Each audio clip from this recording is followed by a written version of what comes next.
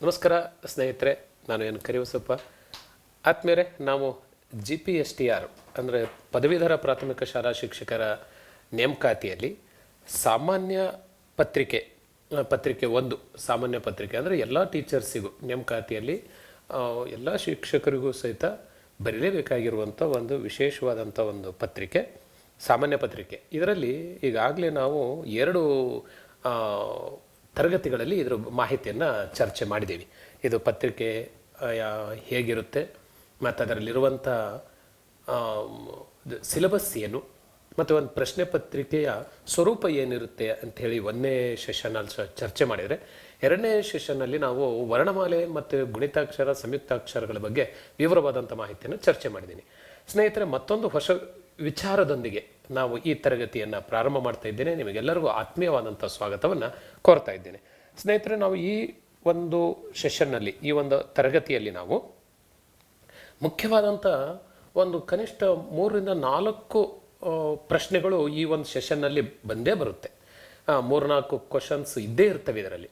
ಹಾಗಿದ್ರೆ ಯಾವ ವಿಷಯನ ಇಲ್ಲಿ ಚರ್ಚೆ ಮಾಡ್ತಿದ್ದೀವಿ ಅಂತಂದರೆ, ನಾಮಪದ ಮತ್ತು ಅದರ ಬಗೆಗಳು ಅನ್ನೋ ವಿಚಾರವಾಗಿ ಚರ್ಚೆ ಮಾಡ್ತಾ ಇದ್ದೇನೆ. ನಿಮಗೆ ಗೊತ್ತು, ಸಾಮಾನ್ಯ ಕನ್ನಡ ಪಠ್ಯ ಸೂಚಿಯಲ್ಲಿ ಕನ್ನಡ ವರ್ಣಮಾಲೆಯ ಗುಣಿತಾಕ್ಷರ ಸಂಯುಕ್ತಾಕ್ಷರದ ಬಗ್ಗೆ ನಾವು ಚರ್ಚೆ ಮಾಡಿದ್ದೀವಿ. ಈಗ 2ನೇದಾಗಿ ನಾವು ನಾಮಪದ ಮತ್ತು ಅದರ ಬಗೆಗಳು ಯಾವ್ಯಾವು ಮತ್ತು ಅದರಲ್ಲಿ ಹೇಗೆ ಪ್ರಶ್ನೆಗಳು ಬರ್ತವೆ, ಸರ್ವನಾಮ ಮತ್ತು ಅದರ ಬಗೆಗಳು ಯಾವ್ಯಾವು, ಮತ್ತು ತತ್ಸಮ ತದ್ಭವ ಪದಗಳು ಹೇಗಿರ್ತವೆ, ಮತ್ತು ಒಂದು ತತ್ಸಮ ಪದ ತದ್ಭವ ಪದ ಆಗಬೇಕಾದ್ರೆ ಏನು ಬದಲಾವಣೆ ಆಗುತ್ತೆ. ಅಲ್ಲಿ 4 ಬಹು ಆಯ್ಕೆ ಪ್ರಶ್ನೆ ಕೊಟ್ಬಿಟ್ಟು ಒಂದು ತತ್ಸಮ ಪದ ಕೊಟ್ಬಿಟ್ಟು ಇದರ ತದ್ಭವ ಪದವನ್ನು ಗುರುತಿಸಿ ಅಂತಾರೆ. ಏನು ಬದಲಾವಣೆ ಆಗುತ್ತೆ ಅನ್ನೋದು ನಮಗೆ ಅದರ ನಿಯಮಗಳು ಗೊತ್ತಾದರೆ ನಾವು ಹೇಗೆ ಯಾವುದು ಸರಿಯಾದ ಪದ ಅಂತ ಗುರುತಿಸೋದಕ್ಕೆ ಸಹಾಯ ಆಗುತ್ತೆ. ಹಾಗಾಗಿ ಆ ವಿಚಾರವನ್ನು, ಮತ್ತು ಅನ್ಯದೇಶಿ ಪದಗಳು, ನಮ್ಮ ಕನ್ನಡ ಭಾಷೆಯ ಮೇಲೆ ಸಾಕಷ್ಟು ಅನ್ಯ ಭಾಷೆಗಳು, ವಿದೇಶಿ ಭಾಷೆಗಳಿರ್ಬೋದು, ನಮ್ಮ ಭಾಷೆಗಳಿರ್ಬೋದು, ಪ್ರಭಾವ ಬೀರಿದ್ದಾವೆ. ಆ ಪ್ರಭಾವದ ಆಧಾರದಿಂದ ನಮ್ಮ ಕನ್ನಡದಲ್ಲಿ ಬಳಕೆಯಲ್ಲಿರುವಂಥ ಪದಗಳನ್ನು ಗುರುತಿಸುವಂಥ ಕೆಲಸ, ಅದ್ರ ಮೇಲೆ ಸಾಮಾನ್ಯವಾಗಿ 1 ರಿಂದ 2 ಕ್ವಶನ್ಸು ಇದ್ದೇ ಇರ್ತವೆ. ಇಷ್ಟೆಲ್ಲ ವಿಷಯಗಳನ್ನು ಈ ತರಗತಿಯಲ್ಲಿ ಚರ್ಚೆ ಮಾಡ್ತಾ ನಾವು ಮತ್ತೊಂದು ಅಂಶ ಏನು ಅಂತಂದರೆ, ನಮ್ಮ ಹಳೆಯ ಪ್ರಶ್ನೆ ಪತ್ರಿಕೆಯಲ್ಲಿ ಈ ವಿಷಯಗಳ ಮೇಲೆ ಯಾವ ಥರದ ಪ್ರಶ್ನೆಗಳು ಕೇಳಿದ್ದಾರೆ ಅನ್ನೋವಂಥ ವಿಚಾರನೂ ಸಹಿತ ಈ ತರಗತಿಯಲ್ಲಿ ಚರ್ಚೆ ಮಾಡ್ತಾ ನಾವು ಇದನ್ನು ನಮ್ಮದಾಗಿಸ್ಕೊಡೋಣ. ಈ ವಿಷಯಗಳ ಮೇಲೆ ಏನೇ ಪ್ರಶ್ನೆ ಬಂದರೂ ಸಹಿತ ಹೇಗೆ ಉತ್ತರಿಸ್ಬೋದು ಅನ್ನುವಂತಹ ಒಂದಿಷ್ಟು ಸಾಮರ್ಥ್ಯವನ್ನು ನಾವು ಗಳಿಸೋಣ. ಸ್ನೇಹಿತರೆ, ತಡವೇಕೆ ಬನ್ನಿ ಹೋಗೋಣ ನಮ್ಮ ತರಗತಿಗೀಗ. ಹಾಗಿದ್ರೆ ಪ್ರಶ್ನೆ ಪತ್ರಿಕೆ ಒಂದು ಸಾಮಾನ್ಯ ಪತ್ರಿಕೆಯಲ್ಲಿ ನಮಗೆ ಗೊತ್ತಿರುವಂತೆ ಈಗ ಸಾಮಾನ್ಯ ಕನ್ನಡ, ಸಾಮಾನ್ಯ ಇಂಗ್ಲೀಷು, ಸಾಮಾನ್ಯ ಜ್ಞಾನ, ಮಗುವಿನ ಬೆಳವಣಿಗೆ ಮತ್ತು ಬೋಧನಾ ವಿಧಾನಶಾಸ್ತ್ರ, ಆರೋಗ್ಯ ಮತ್ತು ಮೌಲ್ಯ ಶಿಕ್ಷಣ, ಗಣಕ ಯಂತ್ರ ಸಾಕ್ಷರತೆ, ಇಷ್ಟು ವಿಷಯ ಮತ್ತು ಮೆಂಟಲ್ ಎಬಿಲಿಟಿ, ಇಷ್ಟು ವಿಷಯಗಳನ್ನು ಸಂಬಂಧಪಟ್ಟಂಥ ಪ್ರಶ್ನೆಗಳು ಇರ್ತವೆ. ಇದರಲ್ಲಿ 6 ರಿಂದ 8ನೇ ತರಗತಿಯ ಪದವೀಧರ ಪ್ರಾಥಮಿಕ ಶಾಲಾ ಶಿಕ್ಷಕರ ಸಾಮಾನ್ಯ ಕನ್ನಡದ 25 ಪ್ರಶ್ನೆಗಳಲ್ಲಿ ನಾವು ಹೇಗೆ ಉತ್ತರಿಸಬೇಕು ಅನ್ನುವಂಥ ವಿಚಾರ. ಇದರಲ್ಲಿ ನಾವೀಗಾಗಲೇ ಚರ್ಚೆ ಮಾಡಿದಂತೆ ನಾಮಪದಗಳು ಮತ್ತು ಸರ್ವನಾಮಗಳ ಮೇಲೆ ಇದರಲ್ಲಿ ಪ್ರಶ್ನೆಗಳಿರ್ತವೆ. ಹಾಗಿದ್ರೆ ನಾಮಪದ ಮತ್ತು ಸರ್ವನಾಮದ ವಿಚಾರವಾಗಿ ನಾವು ಇಲ್ಲಿ ಯಾವ ಥರದ ಪ್ರಶ್ನೆಗಳಿರ್ತವೆ ಅಂತ ಒಂದಿಷ್ಟು ನೋಡೋದಾದರೆ ಹೀಗೆ ನೋಡಿ. ಪಂಡಿತ ಎಂಬುದು ಈ ಕೆಳಗಿನ ಯಾವ ನಾಮಪದಕ್ಕೆ ಉದಾಹರಣೆ ಆಗಿದೆ ಅಂತ ಪ್ರಶ್ನೆ ಕೇಳಬಹುದು.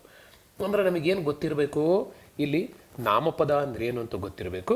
ನಾಮಪದದ ಬಗೆಗಳು, ಇದರಲ್ಲಿ ರೂಢನಾಮನೋ, ಅಂಕಿತನಾಮನೋ, ಸರ್ವನಾಮನೋ, ಅನ್ವರ್ಥನಾಮನೋ, ಅಥವಾ ಗುಣವಾಚಕನೋ, ಭಾವನಾಮನೋ, ಸಂಖ್ಯಾವಾಚಕನೋ, ಸಂಖ್ಯೆವಾಚಕನೋ, ದಿಗ್ವಾಚಕನೋ, ಈ ಥರದಲ್ಲಿ ಬೇರೆ ಬೇರೆ ವಿಧದ ನಾಮಪದಗಳನ್ನು ಗುರುತಿಸುವಂತಹ ಒಂದು ಸಾಮರ್ಥ್ಯ ಅಥವಾ ಪ್ರಶ್ನೆ ಇಲ್ಲಿ ಕೇಳಲ್ಪಡುತ್ತೆ. ಹಾಗಾಗಿ ಇಲ್ಲಿ ಪಂಡಿತ ಅನ್ನೋದು ಯಾವುದು ಉತ್ತರ ಆಗಿರ್ಬೋದು, ಸರಿಯಾದ ಉತ್ತರ ಅನ್ನೋದು ನಾವು ಗಮನಿಸಬೇಕು ಅಲ್ವಾ. ನೋಡೋಣ. ಹಾಗೆಯೇ ಇನ್ನೊಂದು ಪ್ರಶ್ನೆ ಇದೆ, ಪ್ರಶ್ನಾರ್ಥಕ ಮತ್ತು ಆತ್ಮಾರ್ಥಕ ಸರ್ವನಾಮಗಳು ಯಾವುವು ಅಂತ ಪ್ರಶ್ನೆ ಕೇಳಿದ್ದಾರೆ. ಸರ್ವನಾಮ ಅಂದ್ರೆ ಏನು ಅಂತ ಗೊತ್ತಿರಬೇಕು, ಮತ್ತು ಸರ್ವನಾಮದ ಬಗೆಗಳು ಗೊತ್ತಿರಬೇಕು ನಮಗೆ. ಇದರಲ್ಲಿ ಪುರುಷವಾಚಕ ಸರ್ವನಾಮಗಳು ಮತ್ತು ಪ್ರಶ್ನಾರ್ಥಕ ಸರ್ವನಾಮಗಳು, ಆತ್ಮಾರ್ಥಕ ಸರ್ವನಾಮಗಳು, ಈ ಥರ ಪ್ರಶ್ನೆಗಳು ಕೇಳಬಹುದು. ಅಥವಾ ಈ ಪುರುಷವಾಚಕ ಸರ್ವನಾಮದಲ್ಲೇ ಇದರಲ್ಲಿ ಇನ್ನೊಂದು ಬಹಳ ಮುಖ್ಯವಾಗಿ ಕೇಳ್ತಾರೆ, ಉತ್ತಮ ಪುರುಷನೋ ಅಥವಾ ಮಧ್ಯಮ ಪುರುಷನೋ ಅಥವಾ ಅನ್ಯ ಪುರುಷ ಅಥವಾ ಪ್ರಥಮ ಪುರುಷನೋ, ಈ ಥರದಲ್ಲಿ ಪ್ರಶ್ನೆಗಳು ಕೇಳುವ ಸಾಧ್ಯತೆ ಇದೆ. ಆ ವಿಚಾರವನ್ನು ಮನನ ಮಾಡ್ಕೊಳ್ಳೋಣ. ಹಾಗೆ ಇದರಲ್ಲಿ ಪ್ರಶ್ನಾರ್ಥಕ ಮತ್ತು ಆತ್ಮಾರ್ಥಕ ಎರಡೂ ಕೇಳಿದ್ದಾರೆ. ಇಲ್ಲಿ ಪ್ರಶ್ನಾರ್ಥಕ ಸರ್ವನಾಮದ ಪದ ಯಾವುದು, ಆತ್ಮಾರ್ಥಕ ಸರ್ವನಾಮದ ಪದ ಯಾವುದು, ಮತ್ತು ಅದೇ ಸೀಕ್ವೆನ್ಸ್, ಅದೇ ಕ್ರಮದಲ್ಲಿ ಮೊದಲು ಪ್ರಶ್ನಾರ್ಥಕ ಆಮೇಲೆ ಆತ್ಮಾರ್ಥಕ, ಹೀಗೆ ಕೊಟ್ಟಿರುವಂಥ ಪದ ಯಾವುದು ಅಂತ ಕೇಳಿದರೆ ಇಲ್ಲಿ ಒಂದು 2-3 ಥರದ ಒಂದು ಸಾಮರ್ಥ್ಯವನ್ನು ಇಲ್ಲಿ ಪರೀಕ್ಷಿಸ್ತಾ ಇದ್ದಾರೆ. ಹಾಗಾಗಿ ಅದು ಸಹಿತ ನಮಗೆ ಗೊತ್ತಾಗಬೇಕು. ಉದಾಹರಣೆಗೆ ತಾನ್ ಯಾರು, ಇಲ್ಲಿಯೂ ಸಹಿತ ತಾನ್ ಅನ್ನೋದು ಆತ್ಮಾರ್ಥಕ, ಯಾರ್ ಅನ್ನೋದು ಪ್ರಶ್ನಾರ್ಥಕ. ಹಾಗಾಗಿ ಒಂದೇ ಆಪ್ಷನ್ ಸರಿನಾ? ಪದ ಸರಿ, ಆದರೆ ಕ್ರಮ ತಪ್ಪು ಅಲ್ವಾ? ಇದು ಬಹಳ ಮುಖ್ಯವಾಗಿ ನಾವು ಗಮನಿಸಬೇಕಾದ. ನೋಡಿ, ಕೆಲವು ಸರಿ ಪದನೂ ಕೇಳ್ದಂಗೆ ನಮಗೆ ಕಾನ್ಸೆಪ್ಟ್ ಇರಬೇಕು, ಮತ್ತು ಅದರ ಕ್ರಮಾನುಗತನೂ ಗೊತ್ತಿರಬೇಕು. ಈ ಥರ 2 ಕಾನ್ಸೆಪ್ಟನ್ನು ಇಲ್ಲಿ ಪರೀಕ್ಷೆ ಮಾಡ್ತಿದ್ದಾರೆ. ಅವಸರಕ್ಕೆ ನಾವು ಉತ್ತರ ಬರೆಯೋಂಗಿಲ್ಲ. ಹಾಗಿದ್ರೆ ಪ್ರಶ್ನಾರ್ಥಕ ಅಂದರೆ ಯಾರ್, ಆತ್ಮಾರ್ಥಕ ಅಂದರೆ ತಾನ್. ಹಾಗಾಗಿ ಇದು ಸರಿಯಾದ ಸೀಕ್ವೆನ್ಸ್ನಲ್ಲಿ ಇದೆ, ಅಂದರೆ ಕ್ರಮದಲ್ಲಿದೆ. ಹಾಗಾಗಿ 2ನೇ ಆಪ್ಷನ್ ಸರಿ ಉತ್ತರ ಅಂತ ಆಗುತ್ತೆ ಅಲ್ವಾ? ಹೀಗೆ ನಾವು ಉತ್ತರಿಸಬೇಕಾಗತ್ತೆ. ಈ ಥರದ ಕಾನ್ಸೆಪ್ಟು ನಾನಿಲ್ಲಿ ಚರ್ಚೆಗೆ ಒಳಪಡಿಸ್ತೀನಿ. ಮತ್ತೊಂದು ಅಂಶವನ್ನು ನಾವಿಲ್ಲಿ ನೋಡ್ಬೋದು. ಮತ್ತೊಂದು ಥರದ ಪ್ರಶ್ನೆ ಕೇಳ್ತಾರೆ. ಗುಂಪಿಗೆ ಸೇರಿದ ಪದ ಗುರುತಿಸಿ ಅಂಥೇಳಿ 4 ಪದಗಳನ್ನು ಕೊಡ್ತಾರೆ. ಇದರಲ್ಲಿ ಒಂದು ವ್ಯಾಕರಣ ಅಂಶದ ಮೇಲೆ, ಒಂದು ಅಂಶದ ಮೇಲೆ 3 ಪದಗಳಿದ್ದಾವೆ. ಅದಕ್ಕೆ ಹೊರತಾಗಿ ಇನ್ನೊಂದು ಪದ ಇದೆ. ಈ ಥರದಲ್ಲಿ ಗುರುತಿಸಬೇಕು. ಯಾವುದು ಒಂದೇ ಥರದ ವ್ಯಾಕರಣಾಂಶವನ್ನು ಹೊಂದಿದೆ. ಉದಾಹರಣೆ ನಾನು, ನೀನು, ಅವನು ಅಂತ ಇದೆಯಪ್ಪ. ಇದರಲ್ಲಿ ನಾನು, ನೀನು, ಅವನು, ಇನ್ನೊಂದು ಯಾರು ಅಂತ ಇದೆ. ಯಾವುದು ತೆಗಿಬೇಕು ಇದರಲ್ಲಿ ಅಲ್ವಾ? ಒಂದಕ್ಕೊಂದು ಹೋಲಿಕೆನೇ ಇಲ್ಲಲ್ಲ ಅನ್ನಿಸ್ತೈತಲ್ವಾ? ಖಂಡಿತ. ನೋಡಿ, ಈ ಥರದ ಪ್ರಶ್ನೆಗಳು ನೋಡೋದಕ್ಕೆ ತುಂಬ ಸುಲಭ, ಆದರೆ ನಾವೇ ಅಜುಮ್ ಮಾಡಬೇಕಲ್ಲ, ಯಾವ ಸಂಬಂಧ ಇದೆ ಇದಕ್ಕೆ, ಮತ್ತು ಇದಕ್ಕೆ ಸಂಬಂಧಿಸದೇ ಇರೋ ಪದ ಯಾವುದು ಅನ್ನೋದು ಗುರುತಿಸ್ಬೇಕಲ್ಲ. ಇದಕ್ಕೆ ಪರಿಪೂರ್ಣವಾದಂಥ ಮಾಹಿತಿ ಸರ್ವನಾಮಗಳಿಗೆ ಸಂಪಟ್ಟಂಗೆ ಇರಬೇಕಾಗುತ್ತೆ. ಇದನ್ನು ಸಹಿತ ಗುರುತಿಸುವಂಥದ್ದನ್ನು ನೋಡೋಣ. ಹಾಗೆ ಉದಾಹರಣೆಗೆ ಇದಕ್ಕೆ ಸಂಪಟ್ಟಂಗೆ ಗುರುತಿಸ್ಬೋದು ನೀವು. ಇಲ್ಲಿ ಸರ್ವನಾಮ ಪದಗಳು ಇವೆಲ್ಲವೂ ಅನ್ನೋದು ಗೊತ್ತಿರಬೇಕು. ಮೊದಲನೇದು ಇದು ಸರ್ವನಾಮ ಪದಗಳು. ಸರ್ವನಾಮ ಪದಗಳು ಇದು ನಮಗೆ ಮೊದಲನೇದಾಗಿ ಗೊತ್ತಿರಬೇಕು. ಮತ್ತು ಸರ್ವನಾಮ ಪದಗಳ ಬಗೆಗಳು ಗೊತ್ತಿರಬೇಕು. ಇದರಲ್ಲಿ ಪುರುಷವಾಚಕ ಸರ್ವನಾಮ ಅಲ್ವಾ? ಪುರುಷವಾಚಕ. ಇನ್ನೊಂದು ಪ್ರಶ್ನಾರ್ಥಕ ಅಂತ ಇದೆ. ಪ್ರಶ್ನಾರ್ಥಕ ಅಲ್ವಾ? ಇಲ್ಲಿ ಪ್ರಶ್ನಾರ್ಥಕಕ್ಕೆ ಇದು ಸರಿಯಾದ ಉತ್ತರ ಸರಿಯಾಗ್ಬಿಡ್ತು. ಈಗ ಪುರುಷವಾಚಕದಲ್ಲಿ ಯಾವುದಿದು ಪುರುಷ? ಇದರ ಮತ್ತು ಪುರುಷವಾಚಕದಲ್ಲಿ ಉತ್ತಮ ಪುರುಷ, ಇದು ಮಧ್ಯಮ ಪುರುಷ, ಇದು ಅನ್ಯ ಪುರುಷ. ಹಾಗಾಗಿ ಈ 3 ಸಹಿತ ಪುರುಷವಾಚಕಕ್ಕೆ ಬಂದವು. ಇದು ಪ್ರಶ್ನಾರ್ಥಕ, ಇದು ಪ್ರತ್ಯೇಕವಾದಂಥ ಬಗೆ ಆಗುತ್ತೆ. ಹೀಗೆ ನಾವು ಇದರದ್ದು ಉತ್ತರವನ್ನು ಗುರುತಿಸಬೇಕಾಗುತ್ತೆ. ಓಕೆ, ಹಾಗಿದ್ರೆ ನಾವೀಗ ಅದರ ವಿಷಯವನ್ನು ಸ್ವಲ್ಪ ಮನನ ಮಾಡ್ಕೊತ ಹೋಗ್ಬಿಡೋಣ. ನಾಮಪದಗಳು ಅಂತ ನೋಡಿ, ಪ್ರಶ್ನೆ ಹೀಗಿರುತ್ತೆ ಅಂದಾಗ ಅದ್ರ ಪರಿಪೂರ್ಣ ಕಂಟೆಂಟ್ ಗೊತ್ತಿರಬೇಕಾಗತ್ತಲ್ಲ, ಅದ್ರ ಮಾಹಿತಿ ಗೊತ್ತಿರಬೇಕಾಗತ್ತಲ್ಲ. ಹಾಗಾಗಿ ಮಾಹಿತಿಯನ್ನು ಸ್ವಲ್ಪ ನಾವು ಮನನ ಮಾಡ್ಕೊತ ಹೋಗೋಣ. ಹೀಗಿದ್ರೆ ನಾಮಪದಗಳು ಅಂದರೆ ಏನು ಅನ್ನೋದು ಒಂದು ಸಾಮಾನ್ಯವಾಗಿ ನಮಗೆಲ್ಲ ಗೊತ್ತು. ಹೆಸರನ್ನು ಸೂಚಿಸುವ ಪದಗಳೆಲ್ಲವೂ ನಾಮಪದಗಳು. ಒಂದು ವಸ್ತು ಇದೆ, ಅಥವಾ ಒಂದು ಭಾವ ಇದೆ, ಒಂದು ಗುಣ ಇದೆ, ಒಂದು ಬಣ್ಣ ಇದೆ, ಒಂದು ರುಚಿ ಇದೆ ಅಲ್ವಾ? ಇದನ್ನು ನಾವು ಅವನ್ನ ಹೆಸರಿನ ಮೂಲಕ ಗುರುತಿಸ್ತೀವಿ ಅಲ್ವಾ? ಉದಾಹರಣೆಗೆ ಒಂದು ಬಣ್ಣ, ಒಂದು ಕೆಂಪು ಬಣ್ಣ, ನೀಲಿ ಬಣ್ಣ. ನೋಡಿ, ಇದು ಬಣ್ಣವನ್ನು ಗುರುತಿಸುತ್ತೆ ಅಲ್ವಾ? ಇದು ಬಣ್ಣವನ್ನು ಗುಣ ಅಂತ ಗುರುತಿಸ್ತೇವೆ. ಇದನ್ನು ಗುಣನಾಮ ಅಥವಾ ಗುಣವಾಚಕಗಳಲ್ಲಿ ಬಣ್ಣಗಳನ್ನು ಗುರುತಿಸ್ತೀವಿ. ಹಾಗೆ ಕೆಲವು ದಿಕ್ಕುಗಳಿದ್ದಾವೆ, ಕೆಲವು ವಸ್ತುಗಳಿದೆ ನಮ್ಮ ಸುತ್ತಮುತ್ತ ಅಲ್ವಾ? ಇದು ವಸ್ತುವಾಚಕ ನಾಮಪದಗಳು ಅಂತ ಗುರುತಿಸ್ತೇವೆ. ಹೀಗೆ ನಾಮಪದಗಳು ಅಂದರೆ ಹೆಸರಿನ ಪದಗಳು, ಎಲ್ಲವೂ ಹೆಸರಿನ ಪದಗಳು, ನೇಮಿಂಗ್ ವರ್ಡ್ಸ್ ಅಂತ ಇಂಗ್ಲೀಷ್ನಲ್ಲಿ ಗಮನಿಸ್ತೀವಿ. ಹಾಗಾಗಿ ಅದನ್ನೇ ನೌನ್ ಅಂತ ಕರೀತಾರೆ. ಇಲ್ಲಿ ವಸ್ತುಗಳನ್ನು ಹೆಸರಿಸುವ ಪದಗಳೆಲ್ಲವೂ ನಾಮಪದಗಳಾಗ್ತವೆ. ಇದರಲ್ಲಿ ಏನೇನು ಸೇರ್ಕೋಬೋದು? ವ್ಯಕ್ತಿ ಸೇರ್ಕೋಬೋದು, ಕರೆಕ್ಟು, ವ್ಯಕ್ತಿಗಳು. ಹಾಗೆಯೇ ವಸ್ತು ಸೇರ್ಬೋದು, ಕೆಲವು ಸ್ಥಳಗಳು ಸೇರ್ಬೋದು, ಪ್ರಾಣಿ ಪಕ್ಷಿಗಳು ಸೇರ್ಬೋದು, ಗುಣಗಳು ಸೇರ್ಬೋದು, ಬಣ್ಣಗಳು ಸೇರ್ಬೋದು, ದಿಕ್ಕು ಸೇರ್ಬೋದು, ಸಂಖ್ಯೆ ಸೇರ್ಬೋದು ಅಲ್ವಾ? ಹೀಗೆ ಇನ್ನು ತೂಕ, ಪ್ರಮಾಣ, ಗಾತ್ರಗಳು ಸೇರ್ಬೋದು. ಇವೆಲ್ಲವನ್ನೂ ಸಹಿತ ನಾವು ಹೆಸರು ಅನ್ನುವಂಥ ಒಂದೇ ಒಂದು ಪದದ ಮೂಲಕ ಇದನ್ನು ಗುರುತಿಸ್ತೀವಿ. ಹೆಸರು ಅನ್ನುವಂಥದ್ದು, ಹೆಸರು, ಈ ಒಂದು ಪದದ ಅಡಿಯಲ್ಲಿ ಇವೆಲ್ಲವನ್ನೂ ಸೇರಿಸ್ಕೊಂತೀವಿ. ಇದೇ ನಾಮಪದ. ಹೆಸರನ್ನು ಸೂಚಿಸುವ ಪದಕ್ಕೆ ನಾಮಪದ ಅಂತ ಕರಿತೀವಿ. ನಾಮಪದ ಇದು ಕರೆಕ್ಟ್ ಅಂತ ಅನ್ಕೊಂತೀನಿ ನಾನು. ಇಲ್ಲಿ ನಾಮ ಅಂದರೆ ಹೆಸರು ಅಂತ ಅರ್ಥ. ಹೆಸರು ಅಂದರೆ ನಾಮ ಅಂತ ಸೂಚಿಸುವಂಥ ಒಂದು ಅಕ್ಷರಗಳ ಗುಂಪನ್ನೇ ನಾವು ಪದ ಅಂತ ಕರಿತೀವಿ, ವರ್ಡ್ ಅಲ್ವಾ? ಈಗ ಉದಾಹರಣೆಗೆ ನಾವು ಕೊಡೋದಾದರೆ ನೋಡಿ, ಇಲ್ಲಿ ವಿವೇಕಾನಂದ ವ್ಯಕ್ತಿಯನ್ನು ಗುರುತಿಸ್ತಾ ಇದೆ. ಹಾಗೆಯೇ ವಿಜ್ಞಾನಿ ವಸ್ತುವನ್ನು ಗುರುತಿಸ್ತಾ ಇದೆ, ಅಂದರೆ ಒಂದು ವ್ಯಕ್ತಿಯನ್ನು ಗುರುತಿಸ್ತಾ ಇದೆ. ಲೇಖನಿ ಒಂದು ವಸ್ತುವನ್ನು ಗುರುತಿಸ್ತಾ ಇದೆ. ಶಿವಮೊಗ್ಗ ಒಂದು ಸ್ಥಳವನ್ನು ಗುರುತಿಸ್ತಾ ಇದೆ. ಹುಲಿ ಒಂದು ಪ್ರಾಣಿಯನ್ನು ಗುರುತಿಸ್ತಾ ಇದೆ. ಹಕ್ಕಿಗಳು ಒಂದು ಪಕ್ಷಿಯನ್ನು ಗುರುತಿಸ್ತಾ ಇದೆ, ಅಥವಾ ಒಂದು ನವಿಲು ಪಕ್ಷಿಯನ್ನು ಗುರುತಿಸ್ತಾ ಇದೆ. ಹಾಗೆ ಗುಣ ಕ್ರೂರವಾಗಿರೋದು ಅಲ್ವಾ, ಅಥವಾ ಸೌಮ್ಯ ಸ್ವಭಾವ ಅಲ್ವಾ, ಈ ಥರದಲ್ಲಿ ಗುರುತಿಸುವಂಥದ್ದು ಇದೆಯಲ್ಲ, ಇದು ಗುಣವನ್ನು ಸೂಚಿಸುತ್ತೆ. ಹಾಗೆ ಬಣ್ಣ ಬಿಳಿಯ ಕೆಂಪು ಈ ಥರದಲ್ಲಿ. ಮೂಡಣ ದಿಕ್ಕನ್ನು ಸೂಚಿಸುತ್ತೆ. ಹಾಗೆಯೇ ಮಣ್ಣು ಅಥವಾ ಮಣಗಟ್ಲೆ. ಮಣ ಅಂದ್ರೇನು ಇದು ಗೊತ್ತಿರ್ಬೇಕಲ್ವ. ಮಣ ಅಂತಂದರೆ ಒಂದು ತೂಕ. ನಮ್ಮ ಹಳೆಯ ಭಾರತೀಯ ಪದ್ಧತಿಯಲ್ಲಿ ಮಣಗಟ್ಲೆ ಅಂದರೆ, ಮಣ ಅಂದರೆ ಒಂದು ಸರಿಸುಮಾರು ಒಂದು ತೂಕವನ್ನು ಸೂಚಿಸೋದಕ್ಕೆ ಮಣ ಅಂತ ಕರೀತಾರೆ. ಇದು ಒಂದು 10 kg ಅಂತ ಅಂದ್ಕೊಳ್ಳಿ. ಆ ಥರದ್ರು ಒಂದು ಮಣಗಟ್ಲೆ. ಮಣ ಒಂದು ತೂಕವನ್ನು ಸೂಚಿಸುವಂಥದ್ದು. ಇನ್ನು ಹೆಚ್ಚು ಕಡಿಮೆ ಪ್ರಮಾಣವನ್ನು ಹೇಳ್ತಾ ಇದೆ. ಪರಿಮಾಣ ವಾಚಕ ಅಂತ ಕರಿತೀವಿ ಇದನ್ನು. ಚಿಕ್ಕದು ದೊಡ್ಡದು ಈ ಥರದಲ್ಲಿ ಒಂದು ನಿಗದಿ ಇಲ್ಲ. ಇದನ್ನು ನಾವು ಪ್ರಮಾಣವನ್ನು ಹೇಳ್ತಾ ಇದ್ದೀವಿ.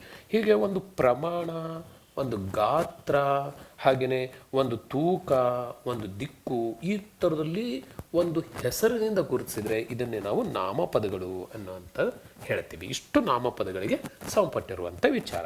ಹಾಗಿದ್ದರೆ ನಾಮಪದಗಳು ಇಷ್ಟು ರೀತಿಯದ್ದು ಹೇಳಿದ್ರಲ್ಲ, ಇವರಲ್ಲಿ ಏನಾದ್ರು ವಿಧಗಳಿದಾವ ಅಂತಂದ್ರೆ ಖಂಡಿತ ವಿಧಗಳಿದಾವೆ. ಸುಮಾರು 8 ವಿಧಗಳನ್ನು ನಾಮಪದಗಳಲ್ಲಿ ಗಮನಿಸ್ತೀವಿ. 8 ವಿಧಗಳಿದ್ದಾವೆ. ಇದರಲ್ಲಿ ವಸ್ತುಗಳಾಗಿದ್ದರೆ ವಸ್ತುವಾಚಕ, ಗುಣಗಳಾದರೆ ಗುಣವಾಚಕ, ವಾಚಕ ಅಂದರೆ ಹೇಳುವಂಥದ್ದು ಅಂತ ಅರ್ಥ. ಹಾಗೆ ಭಾವನೆಯನ್ನು ಹೇಳುವಂಥ ಪದಗಳಿಗೆ ಭಾವವಾಚಕ, ದಿಕ್ಕನ್ನು ಹೇಳೋದಕ್ಕೆ ದಿಗ್ವಾಚಕ. ಈ ಥರದಲ್ಲಿ ಕೆಲವು ಬಗೆಗಳನ್ನು ನಾವು 8 ಬಗೆಗಳನ್ನು ನೋಡ್ತೀವಿ. ಹಾಗಿದ್ರೆ ಇನ್ನೊಂದು ಇದೆಯಲ್ಲ, ಅದು ಯಾವುದು? ಸರ್ವನಾಮ. ನಾಮಪದದ ಬದಲಾಗಿ ಬಳಸಬಹುದಾದಂತಹ ಪದವನ್ನು ಸರ್ವನಾಮ ಅಂತ ಕರಿತೀವಿ. ಓಕೆ, ಇಷ್ಟು ವಿಧಗಳನ್ನು ನಾವಿಲ್ಲಿ ಗಮನಿಸ್ಬೋದು. ಹಾಗಿದ್ರೆ ಒಂದೊಂದೇ ಸ್ವಲ್ಪ ವಿವರವಾಗಿ ಮತ್ತು ಉದಾಹರಣೆ ಸಹಿತ ಅದನ್ನು ಪರಿಚಯ ಮಾಡ್ಕೊಳ್ಳೋದಾದರೆ ನೋಡೋಣ. ವಸ್ತುವಾಚಕ ಅಂತಂದರೆ, ವಸ್ತು ಅಂತಂದರೆ ಇಲ್ಲಿ ಏನು ಅಂದರೆ, ವಸ್ತು ಅಂತಂದರೆ ಇದು ಗಮನಿಸಬೇಕು. ವಸ್ತು ಅಂದರೆ ಏನು ಅಂದರೆ ಮುಟ್ಟಬಹುದಾದ, ನೋಡಬಹುದಾದ ಎಲ್ಲವನ್ನು ನಾವು ವಸ್ತು ಅಂತ ಕರಿತೀವಿ. ಇದರಲ್ಲಿ ಪಕ್ಷಿ ಇರ್ಬೋದು, ಪ್ರಾಣಿ ಇರ್ಬೋದು ಅಲ್ವಾ, ಹಾಗೆಯೇ ವ್ಯಕ್ತಿ ಇರ್ಬೋದು, ಇವೆಲ್ಲವನ್ನು ನಾವು ವಸ್ತುಗಳಿರ್ಬೋದು, ಇವೆಲ್ಲವನ್ನು ನಾವು ವಸ್ತುವಾಚಕ ನಾಮಪದಗಳು ಅಂತಂದೇ ಗುರುತಿಸ್ತಾರೆ. ಹಾಗಿದ್ರೆ ಇವುಗಳಲ್ಲಿ ನೋಡಿ, ವಸ್ತು, ವ್ಯಕ್ತಿ, ಸ್ಥಳ, ಪ್ರಾಣಿ, ಪಕ್ಷಿ ಮೊದಲಾದ ಹೆಸರುಗಳನ್ನು ವಸ್ತುವಾಚಕ ಅಂತಂದೇ ಕರೀತಾರೆ. ಇದು ವಸ್ತುವಾಚಕಗಳು. ಇವುಗಳಲ್ಲಿ 3 ವಿಧ, ಮುಖ್ಯವಾಗಿ 3 ವಿಧ ನೋಡ್ತೀವಿ. ಈ ವಸ್ತುವಾಚಕಗಳು ಇದಾವಲ್ಲ, ಅಥವಾ ವ್ಯಕ್ತಿಗಳ ವಾಚಕ ಇದಾವಲ್ಲ, ಕೆಲವು ರೂಢಿಯಿಂದ ಕೆಲವು ಹೆಸರುಗಳನ್ನು, ಲಕ್ಷಣಗಳ ಆಧಾರದ ಮೇಲೆ ರೂಢಿಯಿಂದ ಕೆಲವು ಹೆಸರುಗಳನ್ನು ಕರಿತೀವಿ. ಅದೇ ರೂಢನಾಮ. ಇನ್ನೊಂದಿದೆ, ಕೆಲವು ಪರ್ಟಿಕ್ಯುಲರ್ ಆಗಿ ಅಂದರೆ ಉದ್ದೇಶಪಟ್ಟು ಹಲವುಗಳಲ್ಲಿ ಒಂದನ್ನು ಗುರುತಿಸಲು ನಾವು ಗುರುತಿಸುವಂಥ ಇಟ್ಟಂಥ ಹೆಸರುಗಳನ್ನೇ ಇಟ್ಟ ಹೆಸರು ಅಂತಲೇ ಕರಿತೀವಿ. ಅಂಕಿತ ಅಂತ ಇಟ್ಟ ಹೆಸರು. ಇವನ್ನೇ ನಾವೆಂತ ಕರಿತೀವಿ? ಅಂಕಿತ ಅಂತ ಕರಿತೀವಿ. ಅಂಕಿತ ಅಂದರೆ ಇಟ್ಟ ಹೆಸರು ಅಂತ ಅರ್ಥ. ಅಂಕಿತ ನಾಮ ಅಂತ ಕರಿತೀವಿ. ಇನ್ನೊಂದು ಅನ್ವರ್ಥ ನಾಮ. ಅದರ ಲಕ್ಷಣ ಗುಣಗಳ ಆಧಾರದ ಮೇಲೆ ಆ ವ್ಯಕ್ತಿ ಅಥವಾ ವಸ್ತುಗಳನ್ನೇ ನಾವು ಅನ್ವರ್ಥವಾಗಿ ಗುರುತಿಸ್ತೇವೆ. ಅನ್ವಯವಾಗುವಂಥ ಅರ್ಥ ಅಂದರೆ ಆ ವಸ್ತುಗೂ ಆ ಹೆಸರಿಗೂ ಏನಿರಬೇಕು? ಸಂಬಂಧ ಇರಬೇಕು. ಆದರೆ ಇಲ್ಲಿ ಅಂಕಿತಕ್ಕೆ ಹಾಗಲ್ಲ. ಅಂಕಿತಕ್ಕೆ ಹೇಗಿರುತ್ತೆ ಅಂತಂದರೆ, ಅಂಕಿತ ಅಂದರೆ ಉದಾಹರಣೆಗೆ ಧನರಾಜ ಅಂತ ಇರ್ತಾನಪ್ಪ. ಧನರಾಜ ಹೆಸರು ಧನರಾಜ್. ಹಾಗೆ ಉದಾಹರಣೆಗೆ ಇನ್ನೊಂದು ವಿದ್ಯಾ ಅಂತ ಹೆಸರು, ವಿದ್ಯಾ ಅಲ್ವಾ. ಇಲ್ಲಿ ನೀವು ಗಮನಿಸ್ಬೋದು, ಹೆಸರು ಧನರಾಜ, ಆದರೆ ಧನ ಅಂದರೆ ಹಣ ಅಂತ. ಅವನ ಹತ್ರ ಖರ್ಚಿಗೆ ದುಡ್ಡೇ ಇರೋದಿಲ್ಲ ಅಲ್ವಾ. ಹಿಂಗಿರ್ಬೋದು. ಅಥವಾ ಅವನು ಒಬ್ಬ ಭಿಕ್ಷುಕನೂ ಆಗಿರ್ಬೋದು. ಹೆಸರು ಮಾತ್ರ, ಹೆಸರಿಗೂ ಆ ವ್ಯಕ್ತಿಗೂ ಏನಿಲ್ಲ, ಇಲ್ಲಿ ಅರ್ಥಕ್ಕೆ ಇಲ್ಲಿ ಅನ್ವಯ ಆಗೋದೇ ಇಲ್ಲ. ಹಿಂಗೆ ಅರ್ಥಕ್ಕೆ ಅನ್ವಯ ಆಗದೇ ಇದ್ದರೆ ಅದು ಅಂಕಿತ ನಾಮ ಆಗಬಾರ್ದು. ಆದರೆ ಅರ್ಥಕ್ಕೆ ಆ ಹೆಸರಿಗೂ ಅವನಲ್ಲಿರುವಂಥ ಗುಣಲಕ್ಷಣಗಳಿಗೂ ಹೊಂದಾಣಿಕೆ ಆದರೆ ಅದನ್ನು ನಾವು ಅನ್ವರ್ಥನಾಮ ಅಂತ ಕರಿತೀವಿ. ಉದಾಹರಣೆಗೆ ಅಲ್ಲಿ ಏನೇನು ಬರುತ್ತೆ ಇಲ್ಲಿ ಮುಖ್ಯವಾಗಿ ಗಮನಿಸಬೇಕು. ಅನ್ವರ್ಥನಾಮ ಅಂತಂದರೆ ಅಲ್ಲಿ ವೃತ್ತಿಯನ್ನು ಹೆಸರಿಸೋದಿರ್ಬೋದು. ವೃತ್ತಿ ಬಹಳ ಮುಖ್ಯವಾಗಿದ್ದು, ವೃತ್ತಿ. ಮತ್ತು ಅವನ ಗುಣನೂ ಇರಬಹುದು, ಗುಣ. ಅಥವಾ ಅದರ ಲಕ್ಷಣಗಳು, ಗುಣ ಲಕ್ಷಣ. ಲಕ್ಷಣ ಅಂತಂದರೆ ಅರ್ಥ, ಲಕ್ಷಣ ಅಂತಂದರೆ ಅವನು ಉದ್ದುಕಿದನು, ಕರ್ರಗಿದನು, ಬೆಳ್ಳಗಿದನು, ಕೆಂಪುಗಿದನು, ಕುಳ್ಳುಕಿದನು. ನೋಡ್ರಿ ಇದೆಲ್ಲವೂ ಸಹಿತ ನೋಡ್ರಿ, ಕುಳ್ಳುಕಿದನೆ ಕುಳ್ಳ, ಇದು ಅನ್ವರ್ಥನಾಮ. ಉದ್ದಕ್ಕಿರೋನಿಗೆ ಕುಳ್ಳ ಅನ್ನೋಕ್ಕಾಗೋದಿಲ್ಲ. ಉದ್ದ ಇರ್ತಾನೆ ಲಂಬು ಅಲ್ವಾ, ತೆಳ್ಳಗಿರ್ತಾನೆ ಕಡ್ಡಿ, ಈ ಥರದಲ್ಲಿ ಬಳಕೆ ಮಾಡ್ತೀವಿ ನಾವು. ಗಮನಿಸ್ಬೋದು. ಇವೆಲ್ಲವೂ ಸಹಿತ ಅನ್ವರ್ಥನಾಮಗಳು. ಇದು ಗುಣಲಕ್ಷಣಗಳ ಆಧಾರದ ಮೇಲೂ ಸಹಿತ ನಾವು ಕೆಲವು ಹೆಸರುಗಳನ್ನು ಬಳಸ್ತಿದ್ದೀವಿ. ಇದು ಅವನಿಗೆ ಅನ್ವಯ ಆಗುತ್ತೆ. ಹಾಗಿದ್ರೆ ಮಾತ್ರ ಆ ಹೆಸರು ಬರೋದು, ಇಲ್ಲರೂ ಬರೋದಿಲ್ಲ ಅಲ್ವಾ. ಹಾಗೇನು ವೃತ್ತಿ, ಅವ್ರು ಏನು ಕೆಲಸ ಮಾಡ್ತಾರೆ ಅದ್ರ ಮೇಲೆ ಕೆಲವು ಹೆಸರುಗಳು ಅವರಿಗೆ ನಿರ್ಧಾರ ಆಗ್ತವೆ ಅಥವಾ ರೂಢಿಯಲ್ಲಿ ಬಳಕೆಗೆ ಬರ್ತಾವೆ. ಉದಾಹರಣೆಗೆ ಅವನು ಕುಂಭಗಳನ್ನು ಮಾಡ್ತಿರ್ತಾನೆ, ಮಡಕೆಗಳನ್ನು ಮಾಡ್ತಿರ್ತಾನೆ, ಅವನಿಗೆ ಕುಂಬಾರ ಅಂತ ಕರಿತೀವಿ. ಅವನು ಬೋಧನೆ ಮಾಡ್ತಾ ಇರ್ತಾನೆ, ಅವನಿಗೆ ಶಿಕ್ಷಕ, ಬೋಧಕ ಅಂತ ಕರಿತೀವಿ. ಅವನಿಗೆ ಏನು ಔಷಧೋಪಚಾರಗಳನ್ನು ಮಾಡ್ತಿರ್ತಾನೆ, ಅವನಿಗೆ ವೈದ್ಯ ಅಂತ ಕರಿತೀವಿ. ಇವೆಲ್ಲವೂ ಸಹಿತ ಅನ್ವರ್ಥನಾಮಗಳಾಗ್ತವೆ. ಉದಾಹರಣೆಗೆ ಪಾಂಡಿತ್ಯವನ್ನು ಪಡೆದಿದ್ದಾನೆ, ಅವನಲ್ಲಿ ಭಾಳ ಜಾಣ್ಮೆ ಇದೆ ಅಲ್ವಾ, ಇವೆಲ್ಲವೂ ಸಹಿತ ಅನ್ವರ್ಥನಾಮಗಳು. ಪಂಡಿತ ಅನ್ವರ್ಥನಾಮ, ಪಂಡಿತ ನೋಡಿ ಅನ್ವರ್ಥನಾಮ ಆಗುತ್ತೆ. ಹೀಗೆ ಅನ್ವರ್ಥನಾಮ ಅಂದರೆ ಈಗ ವಿದ್ಯಾರ್ಥಿ ವಿದ್ಯೆಯನ್ನು ಅರ್ಥಿಸಿ ಬಂದು ಜ್ಞಾನ ಸಂಪಾದನೆ ಮಾಡ್ತಾ ಇದ್ದಂಥ ವ್ಯಕ್ತಿಗೆ ವಿದ್ಯಾರ್ಥಿ ಅಂತ ಕರೀತಾರೆ ಅಲ್ವಾ. ಇವನ್ನ ನಾವೇನಂತ ಈಗ ಭಿಕ್ಷೆ ಬೇಡ್ಕೊಂತ ಓಡಾಡ್ತಿದ್ದಾನೆ, ಅವನಿಗೆ ಭಿಕ್ಷುಕ ಅಂತ ಕರಿತೀವಿ. ನೋಡಿ ಅಲ್ಲಿ ಅವನಿಗೆ ರೂಢಿಯಿಂದ ಮನುಷ್ಯ, ಹೆಸರಿನಿಂದ ಧನರಾಜ, ಆದ್ರೆ ಮಾಡ್ತಾ ಇರೋ ವೃತ್ತಿ ಭಿಕ್ಷೆ. ಹಾಗಾಗಿ ನೋಡಿ ಇಲ್ಲಿ ಭಿಕ್ಷುಕ ಅನ್ನೋದು ಇದೆ, ಧನರಾಜ ಅನ್ನೋದು ಇದೆ, ಅವನು ಅಥವಾ ಮನುಷ್ಯ ಅಂತ ಇದೆ. ಮನುಷ್ಯ ರೂಢಿಯಿಂದ ಬಂದಂಥ ಹೆಸರು, ನೋಡಿದ ತಕ್ಷಣ ಮನುಷ್ಯ ಅಂತ ಗೊತ್ತಾಗುತ್ತೆ ರೂಢಿಗತವಾಗಿ. ಇನ್ನೊಂದು ಅವನ ಲಕ್ಷಣದ ಮೇಲೆ, ಇನ್ನೊಂದು ಅಂಕಿತ ಇಟ್ಟ ಹೆಸರು ಅಂತ ಕೇಳ್ಕೊಂಡು ತಿಳ್ಕೊಂತೀವಿ. ಹಲವುಗಳಲ್ಲಿ ಒಬ್ಬರನ್ನು ಗುರುಸು 10 ಜನ ಭಿಕ್ಷುಕರಿದ್ದಾರಪ್ಪ, ಯಾರು ಭಿಕ್ಷುಕ ಬಾಯಿಲಿ ಅಂದರೆ 10 ಜನ ನೋಡ್ತಾರೆ. ಅದಕ್ಕೆ ಅವನಿಗೊಂದು ನಿರ್ದಿಷ್ಟವಾದಂಥ ಪ್ರತ್ಯೇಕವಾದಂಥ ಒಂದು ಹೆಸರನ್ನು ಗುರುತಿಸಲು ಇಟ್ಟಿರ್ತೀವಿ, ಅದು ಅಂಕಿತನಾಮ ಆಗುತ್ತೆ. ಹೀಗೆ ರೂಢನಾಮ, ಅಂಕಿತನಾಮ, ಅನ್ವರ್ಥನಾಮಗಳು ಇದು ವಸ್ತುವಾಚಕದಲ್ಲಿ ಬರುವಂಥ ವಿಧಗಳು. ಇನ್ನೊಂದು ರೀತಿಯ ಗುಣಗಳನ್ನು ಹೆಸರುಗಳನ್ನು ಗುರುತಿಸ್ತೀವಿ, ಅದು ಗುಣವಾಚಕ ಅಂತೇಳಿ. ಗುಣ ಅಂದರೆ ಅವನಲ್ಲಿರುವಂಥ ಸ್ವಭಾವ ಎಂಥದ್ದು ಮತ್ತು ಅದು ಸ್ವಭಾವದ ವಿಶಿಷ್ಟತೆ ಎಂದು ಅರ್ಥ. ಗುಣ ಅಂದರೆ ಇದು ವಸ್ತು, ವ್ಯಕ್ತಿಯ ಗುಣ, ರೀತಿ, ಸ್ವಭಾವಗಳನ್ನು ತಿಳಿಸಲು ಬಳಸುವಂಥ ಪದಕ್ಕೆ ಗುಣವಾಚಕಗಳೆಂದು ಕರಿಬೋದು. ಉದಾಹರಣೆಗೆ ಒಳ್ಳೆಯ, ಭಾರಿ ಒಳ್ಳೆ ಮನುಷ್ಯ ಅಂತೇವೆ ನಾವು. ಒಳ್ಳೆಯ ಮನುಷ್ಯ, ಒಳ್ಳೆಯ ಅಂತ ಐತಲ್ಲ, ಇದು ಗುಣವಾಚಕ. ಹಾಗೆ ಅವನು ತುಂಬ ಕೆಟ್ಟ ಮಾತು ಅಥವಾ ಕೆಟ್ಟ ನುಡಿ, ಆ ನುಡಿಯ ಗುಣವನ್ನು ಹೇಳ್ತಾ ಇದೆ, ಕೆಟ್ಟದ್ದು ಅಂತ. ಹಾಗೆ ದೊಡ್ಡ ವ್ಯಕ್ತಿತ್ವ, ಅವನ ವ್ಯಕ್ತಿತ್ವವನ್ನು ಹೇಳ್ತಾ ಇದೆ. ಈ ದೊಡ್ಡದು, ಚಿಕ್ಕದು ಅಲ್ವಾ, ಹಳೆತು, ಹೊಸತು. ಉದಾಹರಣೆಗೆ ಹೊಸತು, ಹೊಸತು ಪ್ಲಸ್ ಕನ್ನಡ, ಕನ್ನಡ, ಹೊಸಗನ್ನಡ ಅಂಥೇಳಿ ಒಂದು ಹೊಸ ಪದ ರಚನೆ ಆಗುತ್ತೆ, ಹೊಸಗನ್ನಡ. ನೋಡಿ ಇದು ಇದು ಒಂದು ಸಮಾಸ ಪದ ಆಗ್ಬಿಡ್ತು. ಹೆಂಗೆ ಬಂತು? ಹೊಸತು ಅನ್ನುವಂಥ ಒಂದು ಗುಣವಾಚಕ ಇದೆ, ಹಂಗಾಗಿದು ಹೊಸಗನ್ನಡ ಅನ್ನೋದು ಕರ್ಮಧಾರೆಯ ಸಮಾಸ ಆಗಿಬಿಡುತ್ತೆ. ಕರ್ಮಧಾರೆಯ ಅಂದರೆ ಏನು ಅಂದರೆ ಒಂದು ಗುಣವಾಚಕ ಇರಬೇಕು, ಒಂದು ಕನ್ನಡ ಅಂಥೇಳಿ ಒಂದು ನಾಮಪದ ಇರಬೇಕು. ಒಂದು ನಾಮಪದ, ಒಂದು ಗುಣವಾಚಕ ಎರಡೂ ಸೇರಿದರೆ ಒಂದು ಹೊಸ ನಾಮಪದ ರಚನೆ ಆದರೆ ಅದನ್ನೇ ನಾವು ಕರ್ಮಧಾರೆಯ ಸಮಾಸದಿಂದ ಹೊಸ ಪದ ರಚನೆ ಆಯಿತು ಅಂತ ಹೇಳ್ತೇವೆ. ನಾನು ಸಮಾಸಗಳನ್ನು ಹೇಳುವಾಗ ಇದ್ರದ್ದು ಇನ್ನಷ್ಟು ಉದಾಹರಣೆ ಬಳಕೆ ಮಾಡ್ಕೊಳ್ಳೋಣ. ಇಲ್ಲಿ ಗುಣವಾಚಕ ಅಂದ್ರೆ ಏನು ಅಂದರೆ ಗುಣವನ್ನು ಹೇಳಂಗಿರ್ಬೇಕು. ಗುಣ ಅಂದ್ರೆ ಏನು? ಅಲ್ಲಿ ಬಣ್ಣ ಭಾಳ ಇಂಪಾರ್ಟೆಂಟಾಗಿ ಗಮನಿಸ್ಬೇಕಲ್ಲಿ, ಮತ್ತು ಅದರ ಗುಣ, ರೀತಿ, ಸ್ವಭಾವವನ್ನು ತಿಳಿಸಂಗಿರ್ಬೇಕು. ಹಾಗಿದ್ದರೆ ಅದನ್ನು ನಾವು ಗುಣವಾಚಕ ಅಂತ ಪದಗಳನ್ನು ಗುರುತಿಸ್ತೀವಿ. ಹಾಗೆ ಇನ್ನೊಂದಿದೆ ಭಾವನಾಮ ಅಂತ. ಭಾವನಾಮ ಅಂದ್ರೇನು? ಭಾವನೆಯನ್ನು ವ್ಯಕ್ತಪಡಿಸೋಂಗಿರಬೇಕು. ಭಾವನೆ, ಒಬ್ಬೊಬ್ಬರು ಭಾವನೆ ಒಂದೊಂದು ಥರ ಇರ್ಬೋದು.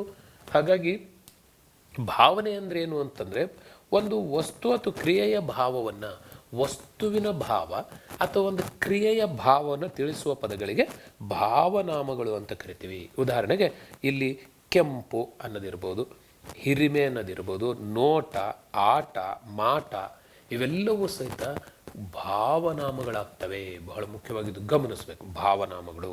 ಹಾಗೆ ಇನ್ನೊಂದು ರೀತಿಯ ನಾಮಪದಗಳನ್ನು ನೋಡ್ತೀವಿ, ದಿಗ್ವಾಚಕಗಳು. ದಿಗ್ವಾಚಕ ಏನು? ದಿಗ್ವಾಚಕ ಅಂದರೆ ದಿಕ್ಕುಗಳನ್ನು ಸೂಚಿಸುವ ಪದಗಳು ಅಷ್ಟೇ. ದಿಗ್ವಾಚಕ ಅಂದರೆ ದಿಗ್ ಅಂದರೆ ಪ್ಲಸ್ ವಾಚಕ, ವಾಚಕ ದಿಕ್ ಪ್ಲಸ್ ವಾಚಕ, ದಿಗ್ವಾಚಕ. ಪೂರ್ವ ಪದದಲ್ಲಿನ ಕಾಕ್ಕೆ ಬದಲಾಗಿ ಗಾ ಬರುತ್ತೆ. ಹಾಗಾಗಿ ಇದನ್ನು ಜಸ್ತ್ವ ಸಂಧಿ ಮೂಲಕ ಈ ಪದ ರಚನೆ ಆಗಿದೆ. ಜಸ್ತ್ವ ಸಂಧಿ, ಜಸ್ತ್ವ ಸಂಧಿ. ಏನು ಸಂಧಿ ಹೇಳುವಾಗ ಇದ್ರ ಬಗ್ಗೆ ಮತ್ತೆ ನೋಡೋಣ ಅಂತೀವಿ. ಆದರೆ ನಮಗೆ ಗಮನಿಸ್ ಏನು ಅಂದರೆ ದಿಕ್ಕಂದರೆ ದಿಕ್ಕುಗಳು. ಉದಾಹರಣೆಗೆ ನಮಗೆ 4 ಮಾಮೂಲಿ ಮುಖ್ಯ ದಿಕ್ಕುಗಳಿದ್ದಾವೆ. ಪೂರ್ವ, ಪಶ್ಚಿಮ, ಉತ್ತರ, ದಕ್ಷಿಣ. ಇವು ದಿಕ್ಕನ್ನು ಸೂಚಿಸುವಂಥ ಪದಗಳು. ಪೂರ್ವ ದಿಕ್ಕನ್ನು ಸೂಚಿಸ್ತಾ ಇದೆ, ಪಶ್ಚಿಮ ದಿಕ್ಕನ್ನು ಸೂಚಿಸ್ತಾ ಇದೆ. ಹಾಗೆಯೇ ಪಶ್ಚಿಮ ಅನ್ನೋ ಪದ ಏನನ್ನು ಸೂಚಿಸೋ ಪದ? ಇದು ದಿಕ್ಕನ್ನು ಸೂಚಿಸುವಂಥದ್ದು. ಹಾಗೆ ಉತ್ತರ, ದಕ್ಷಿಣ ನೋಡಿ, ಇವು ದಿಕ್ಕನ್ನು ಸೂಚಿಸುವ ಪದಗಳು. ಹಾಗೆಯೇ 4 ಉಪದಿಕ್ಕುಗಳನ್ನು ನೋಡ್ತೀವಿ. ಆಗ್ನೇಯ, ನೈಋತ್ಯ, ವಾಯವ್ಯ, ಈಶಾನ್ಯ. ಇದು ಸಹಿತ ದಿಕ್ಕನ್ನು ಸೂಚಿಸುತ್ತೆ, ಡೈರೆಕ್ಷನ್. ಹಾಗಾಗಿ ಇದು ದಿಗ್ವಾಚಕ ಆಗುತ್ತೆ. ಹಾಗೆಯೇ ಇನ್ನು ಕೆಲವು ಪದಗಳನ್ನು ನೋಡ್ತೀವಿ ನಾವು, ಕನ್ನಡ ದಿಕ್ಕುಗಳು ಅಂತ. ಮೂಡಣ, ಇದೇ ಪರೀಕ್ಷೆಯಲ್ಲಿ ಕೇಳುವಂಥದ್ದು ಸಾಮಾನ್ಯವಾಗಿ. ಏನು? ಮೂಡಣ ಅಂದರೆ ಪೂರ್ವ ದಿಕ್ಕು, ಮೂಡುವ ದಿಕ್ಕು, ಮೂಡಣ. ಹಾಗೆ ಪಡವಣ, ಪಡುವಣ ಪಶ್ಚಿಮ ದಿಕ್ಕು ಅಂದರೆ ಸೂರ್ಯ ಮುಳುಗುವಂಥ ದಿಕ್ಕು. ಹಾಗೆ ತೆಂಕಣ ದಕ್ಷಿಣ ದಿಕ್ಕು. ಹಾಗೆ ಬಡಗಣ ಉತ್ತರ ದಿಕ್ಕು. ಇದು ಕನ್ನಡದ ದಿಕ್ಕುಗಳು ಅಂತ ಕರಿತೀವಿ. ಕನ್ನಡ ನಾಡಿನಲ್ಲಿ ದಿಕ್ಕುಗಳನ್ನು ಇವೆಲ್ಲ ಸಂಸ್ಕೃತ ದಿಕ್ಕುಗಳು. ಯಾವುದು? ಪೂರ್ವ, ಪಶ್ಚಿಮ, ಇವೆಲ್ಲ ಸಂಸ್ಕೃತ ದಿಕ್ಕುಗಳು. ಇವು ಕನ್ನಡ ದಿಕ್ಕುಗಳು. ಇವು ನೋಡ್ರಿ, ಸಾಮಾನ್ಯವಾಗಿ ಇದರಲ್ಲಿ ಯಾವ ಒತ್ತಕ್ಷರ ಇಲ್ಲ, ತುಂಬ ಸರಳವಾದಂಥ ಪದಗಳು ಇದ್ದಾವೆ ಅಲ್ವಾ? ಹಾಗಾಗಿ ಇವನ್ನ ಕನ್ನಡ ದಿಕ್ಕುಗಳು, ಕನ್ನಡ ಪದಗಳು, ಇವು ಕನ್ನಡ ದಿಕ್ಕುಗಳನ್ನು ಅಂತ ಕರಿತೀವಿ. ಕನ್ನಡ ನಾಡಿನಲ್ಲಿ ಇವ್ರು ಬಳಸ್ತಾ ಇದ್ರು. ಹಾಗೆಯೇ ಇನ್ನು ಕೆಲವು ದಿಕ್ಕುಗಳಿದ್ದಾವೆ. ಆಚೆ ನೋಡಿ, ಇದೊಂದು ಡೈರೆಕ್ಷನ್ ತೋರಿಸ್ತಾ ಇದೆ. ಆಚೆ, ಮೇಲೆ, ಕೆಳಗೆ, ಈಚೆ, ಈ ಥರದ ಪದಗಳು ಸಹಿತ ದಿಕ್ಕನ್ನು ಸೂಚಿಸುವಂಥ ದಿಗ್ವಾಚಕಗಳಾಗ್ತವೆ ಇವು ಸಹಿತ. ಹಾಗಾಗಿ ದಿಗ್ವಾಚಕಗಳು ಸರಿಸುಮಾರು ಒಂದು 15ರಿಂದ 20 ಪದಗಳನ್ನು ನಾವು ಪಟ್ಟಿ ಮಾಡ್ಕೊಂಡಿಟ್ರೆ ಅದೇ ದಿಗ್ವಾಚಕ. ತುಂಬ ಸುಲಭ, ಆದರೆ ಸುಮಾರು ಸರಿ ಪ್ರಶ್ನೆ ಕೇಳಿದ್ದಾರೆ ಇವನು. ದಿಗ್ವಾಚಕ ಪದ ಯಾವುದು ಇದರಲ್ಲಿ ಅಂತ ಕೇಳಿದ್ದಾರೆ. ಹಾಗಾಗಿ ಇದ್ರ ಬಗ್ಗೆ ಸ್ಪಷ್ಟತೆ ಇರಲಿ. ಇನ್ನೊಂದು ಮುಖ್ಯವಾದಂಥ ಮತ್ತೊಂದು ಪರಿಕಲ್ಪನೆ ನಾವು ನೋಡ್ತೀವಿ ನಾಮಪದಗಳಲ್ಲಿ.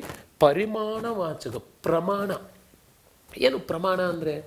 ಕೆಲವು ವೇಳೆ ವಸ್ತುಗಳನ್ನು ನಿರ್ದಿಷ್ಟವಾಗಿ ಇಷ್ಟೆಂದು ಹೇಳಲು ಸಾಧ್ಯವಾಗದೇ ಇದ್ದ ಸಂದರ್ಭದಲ್ಲಿ ಏನು?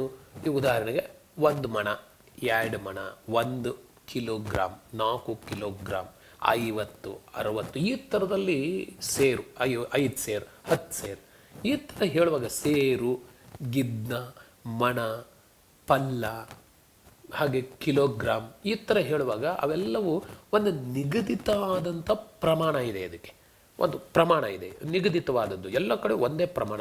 ಈಗ ಕೆಲವು ಇದ್ದಾವೆ ಅಷ್ಟು. ಎಷ್ಟು ಅಷ್ಟು ಅಂದರೆ ಏನು? ಬಹಳ. ಏನಂಗಂದ್ರೆ ಬಹಳ ಅಂದರೆ 10 ಇದ್ರೂ ಬಹಳನೇ, 100 ಇದ್ರೂ ಬಹಳನೇ, 1000 ಇದ್ರೂ ಬಹಳನೇ. ಯಾವುದು ಬಹಳ ಅಂದರೆ? ಇದನ್ನು ನಿಗದಿತವಾಗಿ ಹೇಳಿಲ್ಲ ಇಲ್ಲಿ. ಅಂಥ ಸಂದರ್ಭದಲ್ಲಿ ಅದನ್ನು ತಿಳಿಸಲು ಬಳಸುವಂಥ ಪದಗಳನ್ನೇ ಪರಿಮಾಣವಾಚಕ ಪದಗಳು ಅಂತ ಕರಿತೀವಿ. ಇದು ಅಂದಾಜನ್ನು ಹೇಳುತ್ತೆ. ಇದು ಈ ಥರ ಅಂಥ ಪದಗಳು ಅಷ್ಟು, ಹಾಗೆಯೇ ಹಲವು, ಹಾಗೆ ಅನಿತು, ಇನಿತು ಈ ಥರದ ಪದಗಳನ್ನು ನಾವೇನಂತ ಕರಿತೀವಿ?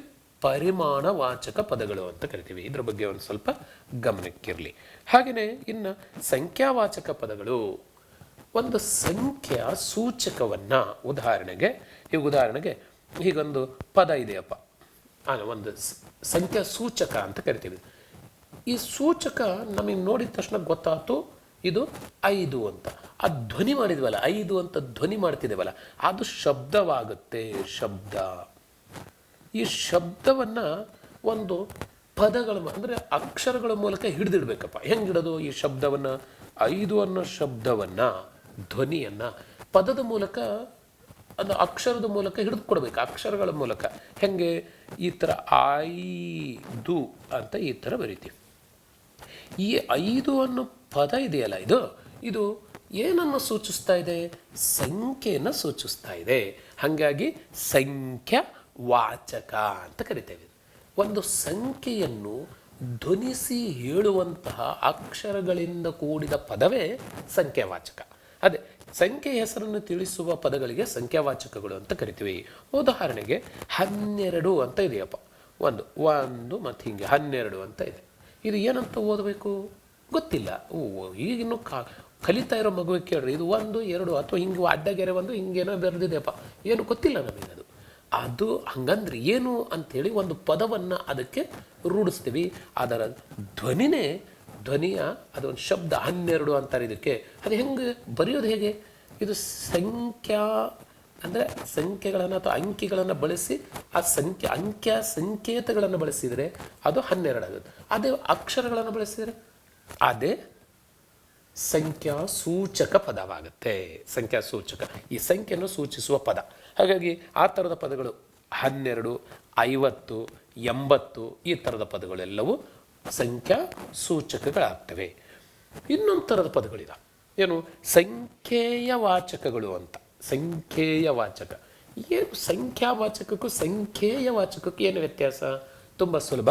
ಸಂಖ್ಯಾವಾಚಕ ಅಂದರೆ ಸಂಖ್ಯಾವಾಚಕ ಅಂತಂದರೆ ಒಂದು ಸಂಖ್ಯೆಯನ್ನು ಮಾತ್ರ ಸೂಚಿಸ್ತಾ ಇರುತ್ತೆ. ಅದು ಒಂದು ಸಂಖ್ಯೆಯನ್ನು ಸೂಚಿಸುವಂಥ ಅಕ್ಷರಗಳ ಪ್ರತಿರೂಪ, ಅಕ್ಷರಗಳಿಂದ ಬಳಸಿರುವಂಥ ಒಂದು ಪ್ರತಿರೂಪ. ಆಯಿತು. ಇದನ್ನು 5 ಅಂತ ಹಿಂಗೆ ಬರೆದ್ರೂ ಸರಿನೇ, ಇದನ್ನು ಧ್ವನಿಯಾಗಿ ಬರುವಾಗ ಹಿಂಗೆ ಬರೆದ್ರೂ ಸರಿನೇ. ಇದು ಸಂಖ್ಯಾ ಸೂಚಕ, ಇದು ಸಂಖ್ಯಾವಾಚಕ. ಇದು ಕ್ಲಿಯರ್ ನಮಗೆ. ಹಾಗಿದ್ರೆ ಇನ್ನೊಂದೇನು ಅಂತಂದರೆ ಇನ್ನೊಂದು ಯಾವುದು? ಸಂಖ್ಯೆಯ ವಾಚಕ ಅಂತ ಇದೆ. ಏನು ಸಂಖ್ಯೆಯ ವಾಚಕ ಅಂದರೆ? ಸಂಖ್ಯೆಯ ವಾಚಕ ಅಂದರೆ ಎಷ್ಟಿದ್ದಾವೆ ಅಂತ ಸೂಚಿಸೋದು, ಎಷ್ಟು ಅಂತ.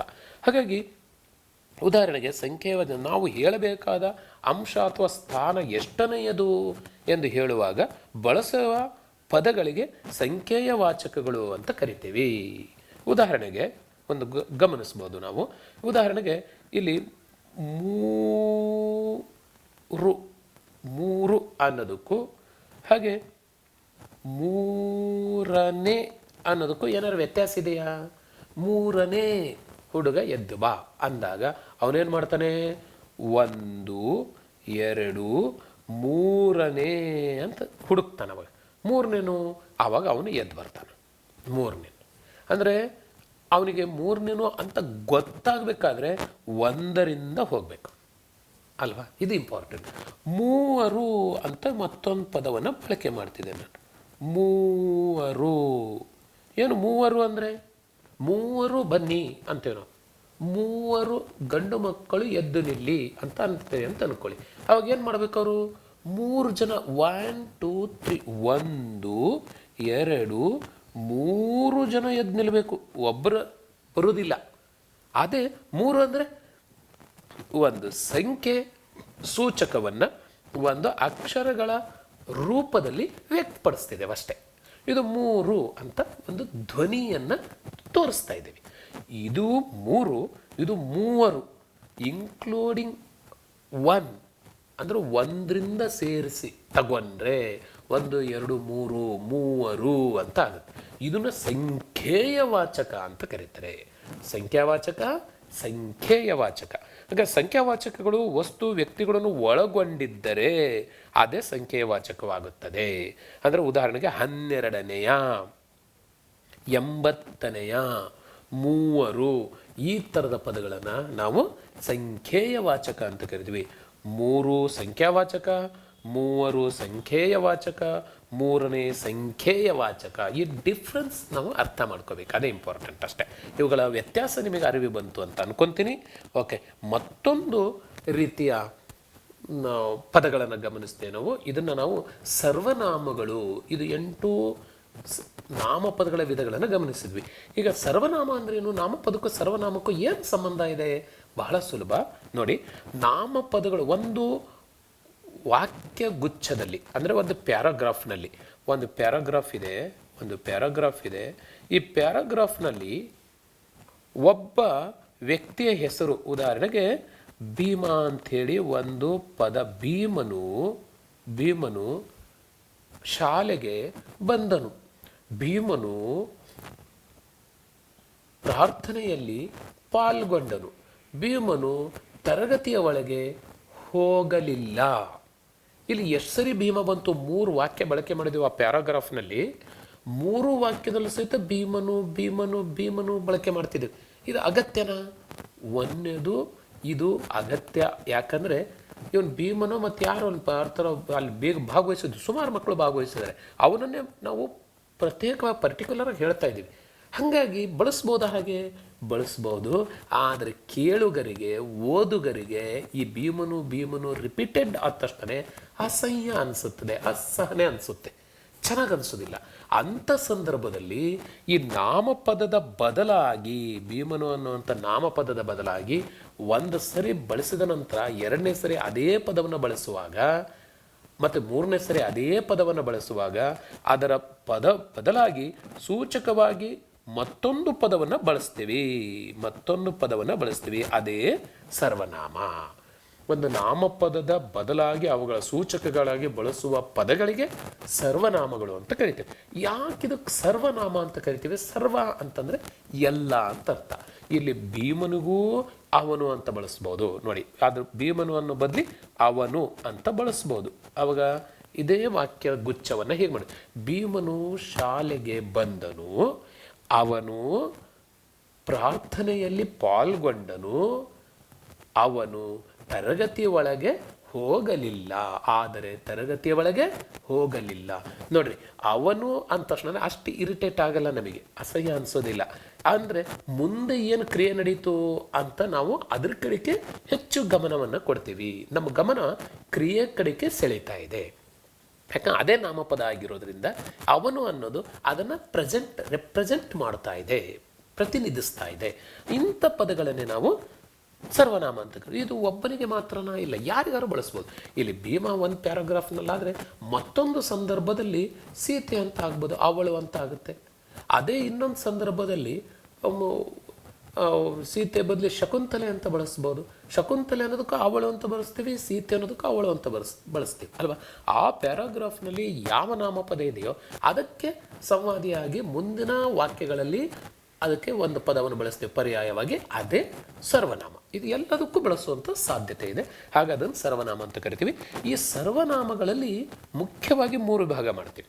ಅಂದರೆ ಪುರುಷಾರ್ಥಕ ಸರ್ವನಾಮಗಳು ಅಂತ ನಾವು ಗಮನಿಸ್ತೀವಿ. ಉದಾಹರಣೆಗೆ ವಸ್ತುಗಳ ನಾಮಪದಗಳಿಗೆ ಬದಲಾಗಿ, ವಸ್ತುಗಳ ನಾಮಪದಗಳಿಗೆ ಅಂದರೆ ವಸ್ತುವಾಚಕಗಳು ಅಂತ ಏನು ಗುರುತಿಸಿರೋ ನಾವು ರೂಢನಾಮ, ಅಂಕಿತನಾಮ, ಅನ್ವರ್ಥನಾಮ ಅಂತ ಹೇಳಿ ಅಂಥ ಪದಗಳಿಗೆ ನಾವು ಬದಲಾಗಿ ಬಳಸುವ ಸರ್ವನಾಮಗಳಿಗೆ ಪುರುಷಾರ್ಥಕ ಸರ್ವನಾಮಗಳು ಅಂತ ಕರಿತೀವಿ. ಬಹಳ ಮುಖ್ಯವಾಗಿ ಪುರುಷಾರ್ಥಕ ಸರ್ವನಾಮಗಳು. ಹಾಗಿದ್ರೆ ಇವು ಇನ್ನೊಂದು ರೀತಿಯ ಸರ್ವನಾಮಗಳಿದ್ದಾವೆ. ಅದು ಪ್ರಶ್ನೆಯನ್ನು ಕೇಳ್ತಾ ಇದೆ ಅಥವಾ ಪ್ರಶ್ನೆಯಾಗಿ ಅದು ಅರ್ಥೈಸ್ತಾ ಇದೆ ವಾಕ್ಯ ಅಂದರೆ ಅದು ಪ್ರಶ್ನಾರ್ಥಕ ಸರ್ವನಾಮ ಅಂತ ಬಳಸ್ತೀವಿ. ಅದೇ ಒಂದು ಸರ್ವನಾಮದಲ್ಲಿ ಆತ್ಮಾರ್ಥಕವಾಗಿ ಬಳಸ್ಬೋದು. ಆತ್ಮಾರ್ಥಕ ಸರ್ವನಾಮಗಳು ಅಂತಂದು ಈ ಥರ 3 ವಿಧಗಳನ್ನು ನಾವು ಸರ್ವನಾಮದಲ್ಲಿ ವಿಂಗಡಿಸ್ಕೊಂತೀವಿ. ಈಗ ಪುರುಷವಾಚಕ ಸರ್ವನಾಮದಲ್ಲಿ ಇಲ್ಲಿ ಇವುಗಳನ್ನು ಮತ್ತೆ ಪುರುಷವಾಚಕಗಳನ್ನು 3 ರೀತಿಯಲ್ಲಿ ನೋಡ್ತೀವಿ. ಒಂದು ಉತ್ತಮ ಪುರುಷ, ಇದು ಮಧ್ಯಮ ಪುರುಷ, ಮತ್ತೊಂದು ಅನ್ಯ ಅಥವಾ ಪ್ರಥಮ ಪುರುಷ ಅಂತ ಕರೀತಾರೆ. ಇದರಲ್ಲಿ ಉತ್ತಮ ಪುರುಷ ಅಂದರೆ ಯಾರು ಮಾತಾಡ್ತಿದ್ದಾರೋ, ಯಾರು ಮೊದಲು ಅಲ್ಲಿ ಮಾತಾಡ್ತಾ ಅವರಿಗೆ ವಿಷಯ ತಿಳಿಸ್ತಿದ್ದಾರೋ ಅವರನ್ನು ನಾವು ಉತ್ತಮ ಪುರುಷ ಅಂತ ಕರಿತೀವಿ. ಯಾರು ಮಾತಾಡ್ತಿದ್ದಾರೋ ಅವನೇ ಉತ್ತಮ, ನಾವು ನೋಡಿ ಅವನು ಹೇಳ್ಕಂತಿದ್ದಾನೆ, ಹಾಗಾಗಿ ಅದು ಉತ್ತಮ ಪುರುಷ. ಯಾರು ಕೇಳಿಸ್ಕೊಂತಿದ್ದಾರೋ ಎದುರಿಗಿದ್ದು ಅವರನ್ನು ಮಧ್ಯಮ ಅಂದರೆ ಅವರು ಮೀಡಿಯಾ ಆಗ್ತಾರೆ ಅಲ್ವಾ? ಮೀಡಿಯಾ ಮಾಧ್ಯಮ ಅಂದರೆ ಮಧ್ಯಮ ಪುರುಷ ಅಂತ ಕರಿತೀವಿ. ಅಂದರೆ ನಾನು ಮಾತಾಡ್ತಿದ್ದೀನಿ ಉತ್ತಮ ಪುರುಷ, ಕೇಳಿಸ್ಕೊಂತ ಇದ್ದೀನಿ ನೀನು, ಇದು ಮಧ್ಯಮ ಪುರುಷ. ಇಲ್ಲಿ ಇಬ್ಬರೇ ಇದ್ದೀವಿ, ಹಾಗಾಗಿ ಉತ್ತಮ ಪುರುಷ, ಮಧ್ಯಮ ಪುರುಷ. ಅನ್ಯ ಪುರುಷ ಅಂದ್ರೆ ಇಲ್ಲಿಲ್ಲ, ಅವ್ರ ವಿಚಾರವನ್ನು ಏನಾರು ನಾವಿಲ್ಲಿ ಚರ್ಚೆ ಮಾಡಿದರೆ ಅವನೇ ಅನ್ಯ ಪುರುಷ ಅಥವಾ ಅವನಿಗೆ ಪ್ರಥಮ ಪುರುಷ ಅಂತಂದು ಬಳಕೆ ಮಾಡ್ತಾರೆ.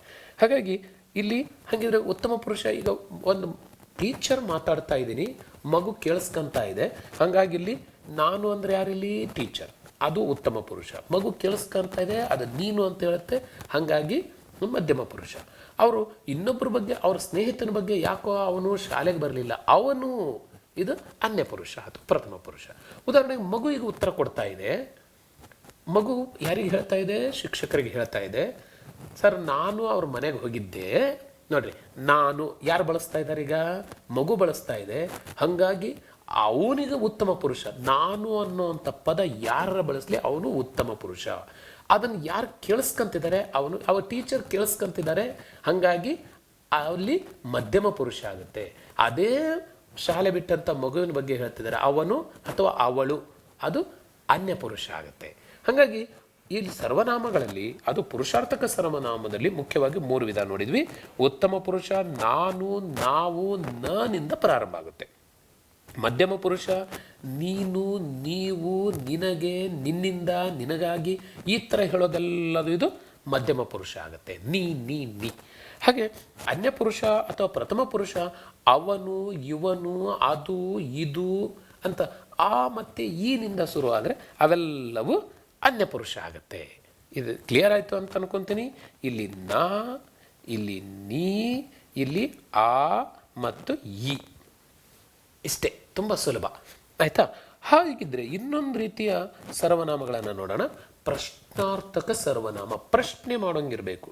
ಇದು ಎಲ್ಲರಿಗೂ ಅಪ್ಲೈ ಆಗುವಂಥದ್ದು. ವಸ್ತುವಾಚಕ ನಾಮಪದಗಳಿಗೆ ಸಂಬಂಧಿಸಿದಂತೆ ಪ್ರಶ್ನೆಗಳನ್ನು ಕೇಳುವಾಗ ಬಳಸುವ ಪದಗಳಿಗೆ ಪ್ರಶ್ನಾರ್ಥಕ ಸರ್ವನಾಮಗಳು ಅಂತ ಕರಿತೀವಿ. ಉದಾಹರಣೆಗೆ ಯಾರು, ಇದನ್ನು ಹೇಳಿದ್ದು ನೋಡ್ರಿ, ಹೇಳಿದವನು ಯಾರು, ಯಾರು ಅಲ್ವಾ. ಹಾಗೆ ಏನು, ಹಾಗೆ ಯಾವುದು, ಹಾಗೆ ಏಕೆ, ಈ ಥರ ಏನು, ಏಕೆ, ಯಾರು ಅಂತ ಏನು ಪ್ರಶ್ನೆ ಮಾಡ್ತೀವಿ ಅದೆಲ್ಲದು ಪ್ರಶ್ನಾರ್ಥಕ ಸರ್ವನಾಮಗಳು. ತುಂಬ ಸುಲಭ. ಹಾಗೆ ಇನ್ನೊಂದು ರೀತಿಯ ಸರ್ವನಾಮ ನೋಡ್ತೀವಿ, ಪುರುಷವಾಚಕಗಳ ಬದಲಾಗಿ. ಪುರುಷವಾಚಕಗಳು ಅಂದರೆ ಉತ್ತಮ ಪುರುಷ, ಮಧ್ಯಮ ಪುರುಷ ಮತ್ತು ಅನ್ಯ ಪುರುಷದಲ್ಲಿ ಏನು ಬಳಸ್ತೀವಿ ಆ ಪದಕ್ಕೆ ಬದಲಾಗಿ ಕೆಲವು ಗೌರವಪೂರ್ವಕವಾಗಿರುವಂಥ ಪದಗಳನ್ನು ಬಳಸ್ತೀವಿ. ಉದಾಹರಣೆಗೆ ಈಗ ಮಗು ಉತ್ತರ ಹೇಳ್ತಾ ಇದೆ, ಏನು ಅಲ್ಲಿ ನಾನು ಬಳಸ್ತಿದ್ದಾನೆ, ನೀನು ಅಂತ ಹೇಳೋಕ್ಕಾಗಲ್ಲ. ಅಲ್ಲಿ ನೀವು ಅನ್ಬೋದು ಅಥವಾ ತಾವು ಅನ್ಬೋದು. ಈ ನೀವು ಅನ್ನೋದಕ್ಕಿಂತ ತಾವು ಅನ್ನೋದಿದೆಲ್ಲ ಗೌರವ ಕೊಟ್ಟಂಗೆ. ತಾವು ಹೇಳಿದ್ದು ಕರೆಕ್ಟ್ ಅಂದ್ಬಿಟ್ರೆ, ಸರಿಯಾಗಿದೆ ಅಂದರೆ ಅವರಿಗೊಂದು ರೆಸ್ಪೆಕ್ಟ್ ಕೊಟ್ಟಂಗೆ. ಈ ಥರ ಗೌರವಪೂರ್ವಕವಾಗಿ ಕೆಲವು ಸರ್ವನಾಮಗಳನ್ನು ಬಳಸ್ತಾರೆ.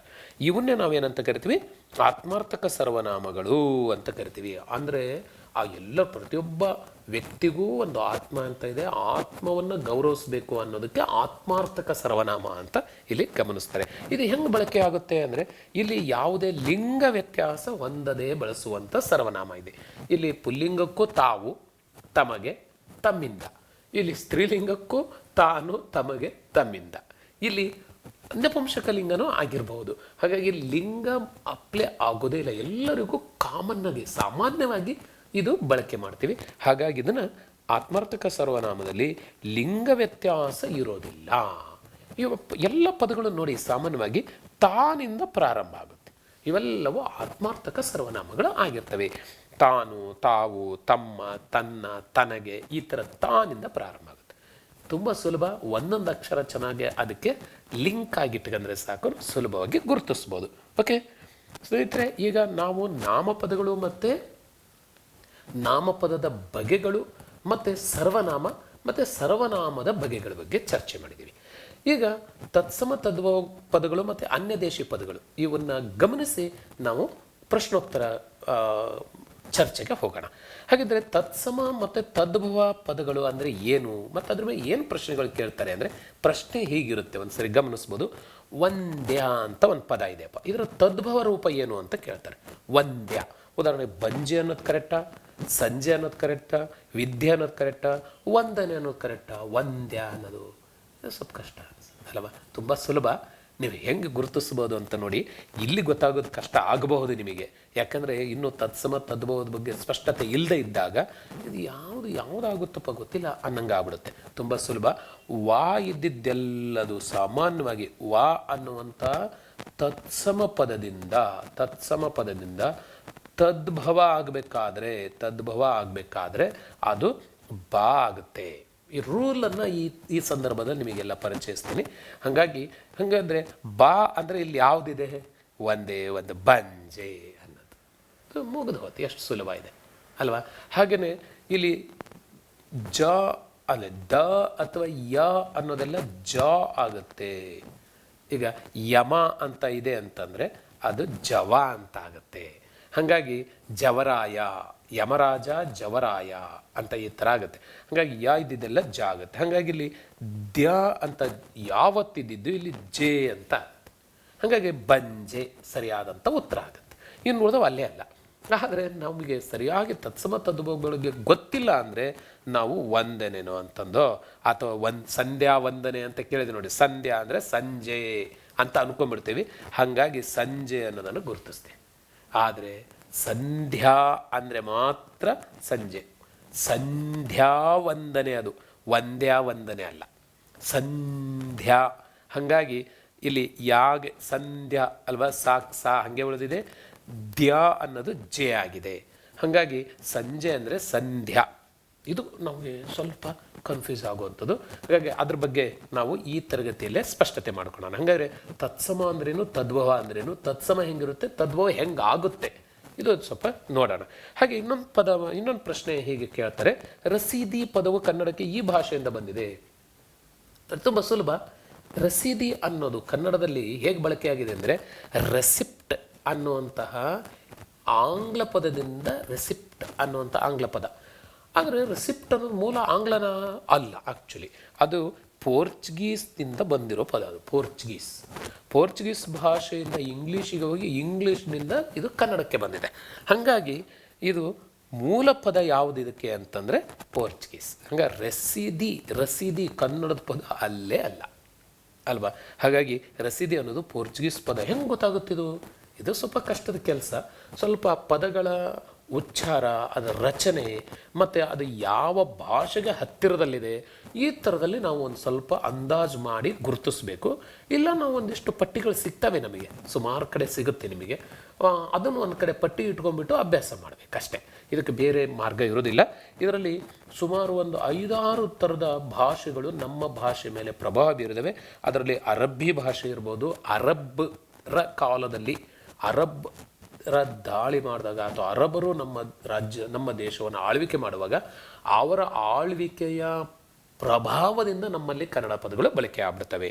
ಮತ್ತು ಹಿಂದೂಸ್ತಾನಿ ಪದಗಳು ಅಂದರೆ ಹಿಂದಿ ಭಾಷೆಯ ಪ್ರಭಾವದಿಂದ ಬಂದಿದ್ದು. ಹಾಗೆ ಪೋರ್ಚುಗೀಸರ ಪ್ರಭಾವದಿಂದ ಮತ್ತು ಇಂಗ್ಲೀಷರ ಪ್ರಭಾವದಿಂದ ನಮ್ಮ ಭಾಷೆ ಮೇಲೆ ಕೆಲವು ಪದಗಳು ಬಂದ್ಬಿಟ್ಟಿದ್ದಾವೆ. ಹಾಗೆ ಉರ್ದು ಭಾಷೆಯನ್ನು ಸಹಿತ ಸುಮಾರಷ್ಟು ಪದಗಳು ಕನ್ನಡದಲ್ಲಿ ಬಂದಿದ್ದಾವೆ. ಹಾಗಿದ್ರೆ ಅದರ ಬಗ್ಗೆ ಒಂದು ಸ್ವಲ್ಪ ಹೇಳಿದರೆ ಚೆನ್ನಾಗಿರ್ತದೆ. ಖಂಡಿತ ಕಲಿಯೋಣ. ಈಗ ನೋಡೋಣ. ಹಾಗಿದ್ರೆ ಈಗ ತತ್ಸಮ ತದ್ಭವ ಪದಗಳು ಅಂತ ಗಮನಿಸ್ತೀವಿ. ಈ ತತ್ಸಮ ತದ್ಭವಗಳು ಅಂದರೆ ಏನು ಅಂದರೆ ಕನ್ನಡದಲ್ಲಿ ಅನ್ಯ ಭಾಷೆ ಏನಿದ್ದಾವೆ, ಅನ್ಯ ಭಾಷೆಯಿಂದ ಕನ್ನಡದಲ್ಲಿ ಬಳಕೆಗೆ ಬಂದಂಥ ಪದಗಳು ಮತ್ತು ಮೂಲ ಕನ್ನಡದಲ್ಲಿದ್ದಂಥ ಪದಗಳು, ಇದನ್ನು ದೇಶ ಭಾಷೆಗಳು ಮತ್ತು ಅನ್ಯ ದೇಶ ಭಾಷೆಗಳು ಅಂತ ಗುರುತಿಸ್ತೀವಿ. ಹಾಗಿದ್ರೆ ಇಲ್ಲಿ ದೇಶ ಭಾಷೆಗಳಲ್ಲಿ ಮುಖ್ಯವಾಗಿ ನಾವು ಕನ್ನಡವನ್ನು ದೇಶ ಭಾಷೆಗಳು ಅಂತ ಕರೆದಿದ್ವಿ. ಕನ್ನಡ ಮೂಲ ಕನ್ನಡ, ಇದು ದೇಶ ಭಾಷೆ. ದೇಶ ಅಂದರೆ ಅರ್ಥ ದೇಶ ಭಾಷೆ. ಹಿಂದಿನ ಕಾಲದಲ್ಲಿ ದೇಶ ಅಂದರೆ ಏನು ಕಲ್ಪನೆ ಇತ್ತು ಅಂದರೆ ಒಂದು ಸಂಸ್ಕೃತಿ, ಒಂದು ಭಾಷೆ, ಒಂದು ಭೌಗೋಳಿಕ ಪ್ರದೇಶವನ್ನು, ಪ್ರತ್ಯೇಕ ಭೌಗೋಳಿಕ ಪ್ರದೇಶವನ್ನು ಹೊಂದಿರುವಂಥ ಪ್ರದೇಶವನ್ನು ಒಂದು ದೇಶ ಅನ್ನೋ ಪರಿಕಲ್ಪನೆ ಇತ್ತು. ಹಾಗಾಗಿ ನೀವು ನೋಡ್ತೀರಿ ಪಂಪನ ಒಂದು ನುಡಿಯಲ್ಲಿ ನೋಡ್ತೀವಿ ನಾವು, ಆರಂಕುಶವಿಟ್ಟುಡಂ ನೆನೆವದನ್ನ ಮನಂ ಬನವಾಸಿ ದೇಶಮಂ ಅಂತ ಹೇಳ್ತಾನೆ. ಈಗ ಬನವಾಸಿ ದೇಶ ಅಂದರೆ ಏನಂತ ಅಂದ್ಕೊಂಡಿದ್ದ ಅವನು, ಬನವಾಸಿ ಪ್ರದೇಶ ಏನಿದೆ ಅದೇ ಒಂದು ದೇಶ ಅಂತ ಕಲ್ಪನೆ ಇತ್ತು. ಈ ಕಡೆಗೆ ಪಲ್ಲವರು, ಈ ಕಡೆಗೆ ಚೋಳರು, ಈ ಕಡೆ ಮರಾಠರು. ಅದು ಮರಾಠ ಪ್ರಾಂತನೇ ಒಂದು ದೇಶ, ಚೋಳ ದೇಶನೇ ಬೇರೆ ಇತ್ತು. ಈ ಥರದಲ್ಲಿ ಇಡೀ ನಮ್ಮ ಭಾರತ 10 ದೇಶಗಳ ರೀತಿಯಲ್ಲಿ ನಾವು ಗಮನಿಸ್ತಾ ಇದ್ವಿ ಅಲ್ವಾ. ಈಗ ಅದೆಲ್ಲವನ್ನು ನಾವು ಭಾಷಾವಾರು ಪ್ರಾಂತಗಳನ್ನು ಮಾಡಿ ಅದು ರಾಜ್ಯ ಅಂತ ಮಾಡ್ಕೊಂಡ್ಬಿಟ್ಟು ದೇಶ ಅನ್ನೋ ಕಲ್ಪನೆ ಸ್ವಲ್ಪ ವಿಸ್ತರಿಸ್ಕೊಂಡಿದ್ದೀವಿ ನಾವು. ಆದರೆ ವ್ಯಾಕರಣದಲ್ಲಿ ಅದು ಮೂಲದಲ್ಲೇ ವ್ಯಾಕರಣ, ಭಾಷೆಯ ಜೊತೆಯಲ್ಲೇ ವ್ಯಾಕರಣ ಹುಟ್ಟಿರೋದ್ರಿಂದ ಅದೇ ಅರ್ಥದಲ್ಲಿ ನಾವು ಗಮನಿಸಬೇಕಾಗುತ್ತೆ. ಹಾಗೆ ದೇಶ ಅಂದರೆ ಅರ್ಥ, ಬೇರೆ ಭಾಷೆ ಅಂತ ಅರ್ಥ ಮಾಡ್ಕೊಳ್ಳೋಣ ನಾವು. ಹಾಗೆ ಕನ್ನಡ ಭಾಷೆಯಲ್ಲಿ ನಮಗೆ ಸಂಸ್ಕೃತದ ಪದಗಳು ಮತ್ತು ಬೇರೆ ಭಾಷೆಯ ಪದಗಳು ಬಳಕೆ ಇದಾವೆ. ಬೇರೆ ಭಾಷೆಯ ಪದಗಳನ್ನು ಬೇರೆ ದೇಶ ಪದಗಳು ಅಂತ ಕರಿತೀವಿ. ಸಂಸ್ಕೃತವನ್ನು ಅನ್ಯ ಭಾಷೆ ಅಂತ ಅಥವಾ ಬೇರೆ ಭಾಷೆ ಅಂತ ಅಂದ್ಕೊಂಡೇ ಇಲ್ಲ ನಮ್ಮ ವ್ಯಾಕರಣಕಾರರು. ಯಾಕೆ ಅಂತಂದರೆ ಇದು ಇತ್ತೀಚೆಗೆ ಗೊತ್ತಾಗಿದ್ದು.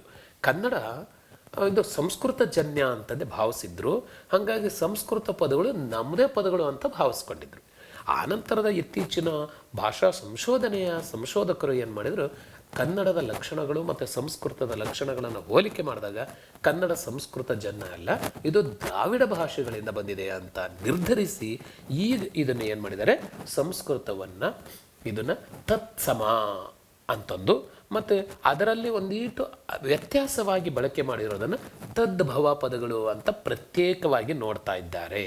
ಸಂಸ್ಕೃತವನ್ನು ಅನ್ಯ ಭಾಷೆ ಅಂತ ಇಲ್ಲಿ ಅಂದ್ಕೊಂಡಿಲ್ಲ. ಅದು ಹಿಂದಿ ಅನ್ಯ ಭಾಷೆ, ಉರ್ದು ಅನ್ಯ ಭಾಷೆ, ಹಾಗೆ ತಮಿಳು ಅನ್ಯ ಭಾಷೆ, ಮರಾಠಿ ಅನ್ಯ ಭಾಷೆ. ಆದರೆ ಸಂಸ್ಕೃತ ಅನ್ಯ ಭಾಷೆ ಅಲ್ಲ. ಹಾಗಾದ್ರೆ ಎಂಥ ಭಾಷೆ ಅದು? ಸಂಸ್ಕೃತವನ್ನು ನಾವು ತತ್ಸಮ ಭಾಷೆ ಅಂತ ಕರಿತೀವಿ. ಹಾಗಾಗಿ ಇದೇ ತತ್ಸಮ. ಅಂದರೆ ಸಂಸ್ಕೃತದ ಎಷ್ಟೋ ಪದಗಳು ಕನ್ನಡದಲ್ಲಿ, ಯಾಕೆ ಅಂದರೆ ನಮ್ಮ ಕನ್ನಡಿಗರು ಪಂಡಿತರು ಅಥವಾ ನಮ್ಮ ಕನ್ನಡದ ಕವಿಗಳು ಏನು ಮಾಡ್ತಿದ್ರು, ಸಂಸ್ಕೃತ ಭಾಷೆ ಅಥವಾ ಸಂಸ್ಕೃತದ ಶಾಸ್ತ್ರವನ್ನು ಕಲ್ತ್ರೇ ಅವರು ಪಂಡಿತರು ಅಂತ ಗಮನಿಸ್ತಾ ಇದ್ರು. ಹಾಗಾಗಿ ಅವರು ವಿದ್ಯೆಗಾಗಿ ಸಂಸ್ಕೃತವನ್ನು ಮತ್ತು ಸಂವಾದಕ್ಕಾಗಿ ಅಥವಾ ಸಂಭಾಷಣೆಗಾಗಿ ಅಥವಾ ಸಂಪರ್ಕಕ್ಕಾಗಿ ಸಂವಹನಕ್ಕಾಗಿ ಕನ್ನಡವನ್ನು ಬಳಕೆ ಮಾಡ್ತಾ ಇದ್ರು, ಅಂದರೆ ಸ್ಥಳೀಯವಾಗಿ. ಹಂಗಾಗಿ ಸಂಸ್ಕೃತ ಪದಗಳು ನಿರಾಯಾಸವಾಗಿ ಅನಾಯಾಸವಾಗಿ ಗೊತ್ತಿಲ್ಲದೇ ಕನ್ನಡದಲ್ಲಿ ಬಳಕೆ ಆಗ್ತಾ ಇದ್ವು. ಈ ಪದಗಳು ಎಲ್ಲಿಂದ ಬಂದಿದ್ದು? ಸಂಸ್ಕೃತದಿಂದ. ಅದು ಸಂಸ್ಕೃತ ಬೇರೆ ಕನ್ನಡ ಬೇರೆ ಅಂತ ಅನ್ಕೊಂಡ್ಲೇ ಇಲ್ಲ ಆಗ. ಹಾಗಾಗಿ ಇದನ್ನು ನಾವು ತತ್ಸಮ ಪದಗಳು ಅಂತ ಕರಿತೀವಿ. ಇದು ಕ್ಲಿಯರ್ ಅಂತ ಅನ್ಕೊಂತೀನಿ. ಗಮನಿಸ್ರಿ, ಕನ್ನಡ ಭಾಷೆಯಲ್ಲಿ ಸಂಸ್ಕೃತ ಪದಗಳು ಸಾಕಷ್ಟು ಬಳಕೆಯಲ್ಲಿವೆ. ಅಂದಾಜು ಎಷ್ಟಿರ್ಬೋದು ಅಂತ ಗಮನಿಸಿದರೆ ಸುಮ್ಮನೆ ನಿಮಗೆ 100 ಕನ್ನಡದಲ್ಲಿ ಬಳಕೆ ಆಗ್ತಾ ಇರುವಂಥ, ಕನ್ನಡ ಭಾಷೆಯಲ್ಲಿ ಬಳಕೆ ಆಗಿರುವಂಥ ಪದಗಳನ್ನು ಪಟ್ಟಿ ಮಾಡಿದರೆ ಸರಿಸುಮಾರು 60ಕ್ಕಿಂತ ಹೆಚ್ಚು ಪದಗಳು ಸಂಸ್ಕೃತದೇ ಆಗಿದೆ. ನಾವು ಬಳಸೋದೆಲ್ಲ ಸಂಸ್ಕೃತನೇ ಅಂತ ಅಂದ್ಕೊಳ್ಳಿ. ಅಷ್ಟು ಪದಗಳು ಸಂಸ್ಕೃತದಲ್ಲಿ ಪ್ರಭಾವ ಆಗಿದೆ ಅಂದಾಗ ಇದು ಅನ್ಯ ಭಾಷೆ ಅಂತ ಅನಿಸ್ಕೊಂಡ್ಲೇ ಇಲ್ಲ ಇದು. ಆಗ ಅವೆಲ್ಲ ಯಾವ ಅರ್ಥದಲ್ಲಿ ಅದನ್ನು ಪಟ್ಟಿ ಮಾಡಿದ್ರು ಅಂದರೆ ಇವು ತತ್ಸಮ ಪದಗಳು, ಸಂಸ್ಕೃತದ ನೇರ ಪದಗಳು ಅಂತ ಅನ್ಕೊಂತೀವಿ. ನಮ್ಮ ಕನ್ನಡಿಗರು ಈಗ ಪಂಡಿತರು, ಚೆನ್ನಾಗಿ ಕಲ್ತರು, ವಿದ್ಯಾವಂತರು, ಸಂಸ್ಕೃತವನ್ನು ಕನ್ನಡವನ್ನು ನಿರಾಯಾಸವಾಗಿ ಮಾತಾಡ್ತಾ ಇರೋರು ಸಂಸ್ಕೃತ ಪದವನ್ನು ಕನ್ನಡದ ಥರನೇ ಬಳಕೆ ಮಾಡಿಬಿಟ್ರು. ಆದರೆ ವಿದ್ಯೆ ಕಲಿದೇ ಇರೋರು, ಅಧಿಕೃತವಾಗಿ ಓದದೇ ಇರೋರು, ಗ್ರಾಮ್ಯ ಜೀವನದಲ್ಲಿರೋರು ಇವರೇನು ಮಾಡ್ತಿದ್ರು, ಸಂಸ್ಕೃತ ಪದಗಳನ್ನು ಉಚ್ಚಾರ ಮಾಡೋದಕ್ಕೆ ಆಗ್ತಿರಲಿಲ್ಲ. ಹಾಗಾಗಿ ಅವ್ರೇನು ಮಾಡಿದರು, ಸ್ವಲ್ಪ ತಪ್ಪಾಗಿ ಅಪಭ್ರಂಶವಾಗಿ ಬಳಕೆ ಮಾಡಿದರು. ಉದಾಹರಣೆಗೆ ನಿಮಗೆ ಒಂದು ಗಮನಿಸೋದನ್ನು ನೋಡಿ. ಈಗ ಸಂಸ್ಕೃತ ಅಂತಂದರೆ ಒಂದು ಭಾಷೆ ಇದೆ ಅಂದರೆ, ಒಂದು ಪದ ಇದೆ ಅಂದರೆ ಸಂಸ್ಕೃತ ನೋಡಿ, ಸಂ ಹೇಳಬೇಕು, ಸಾ ಹೇಳಬೇಕು, ಕಾ ಒತ್ತು ಹೇಳಬೇಕು, ರೂ ಒತ್ತು ಹೇಳಬೇಕು ಅಲ್ವಾ. ಸಂಸ್ಕೃತ ಎಷ್ಟು ಕಷ್ಟ ಇದೆ ಹೇಳೋದಕ್ಕೆ. ಅದಕ್ಕಾಗಿಯೇ ನಮ್ಮ ಜನ ಏನು ಮಾಡಿದ್ರು, ಸಂಸ್ಕೃತ ಹೇಳಕ್ಕೆ ಬರ್ತಿರಲಿಲ್ಲ, ಸಕ್ಕದ ಅಂದ್ಬಿಟ್ರು. ಸಕ್ಕದ ನೋಡಿ ಎಷ್ಟು ಸುಲಭ. ಸಂಸ್ಕೃತ ಅನ್ನಕ್ಕೆ ಬರದೆ ನಮ್ಮ ಜನ ಏನು ಮಾಡಿದರು, ನಮ್ಮ ಗ್ರಾಮೀಣರು ಸಕ್ಕದ ಇದು ಪದ ಬಳಕೆ ಮಾಡ್ತಾರೆ. ಏನು ಸಕ್ಕದಮಂ ಪೇಳ್ದೊಡೆ ನೆರೆ ಸಕ್ಕದಮಂ ಪೇಳಿಗೆ ತಂದಿಕ್ಕುವುದೇ ಸಕ್ಕದಮಂ ಏನು ಈ ಚೆಲುವ ಕನ್ನಡದೋಳ್ ಅಂತ ಕೇಳಿದೆ. ಈ ಕನ್ನಡದಲ್ಲಿ ಸಕ್ಕದ ಸಂಸ್ಕೃತ ಪದಗಳನ್ನು ತಂದು ಇಷ್ಟೊಂದು ಸೇರಿಸಿದಾರಲ್ಲ, ಉಚ್ಚಾರ ಮಾಡೋಕ್ಕೆ ಕಷ್ಟ ಆಗುತ್ತೆ, ನಮಗೆ ಅರ್ಥ ಮಾಡ್ಕೊಳಕ್ಕೆ ಕಷ್ಟ ಆಗುತ್ತೆ ಅಂಥೇಳಿ ನಯಸೇನ ಇದನ್ನು ವಿರೋಧಿಸ್ತಾನೆ.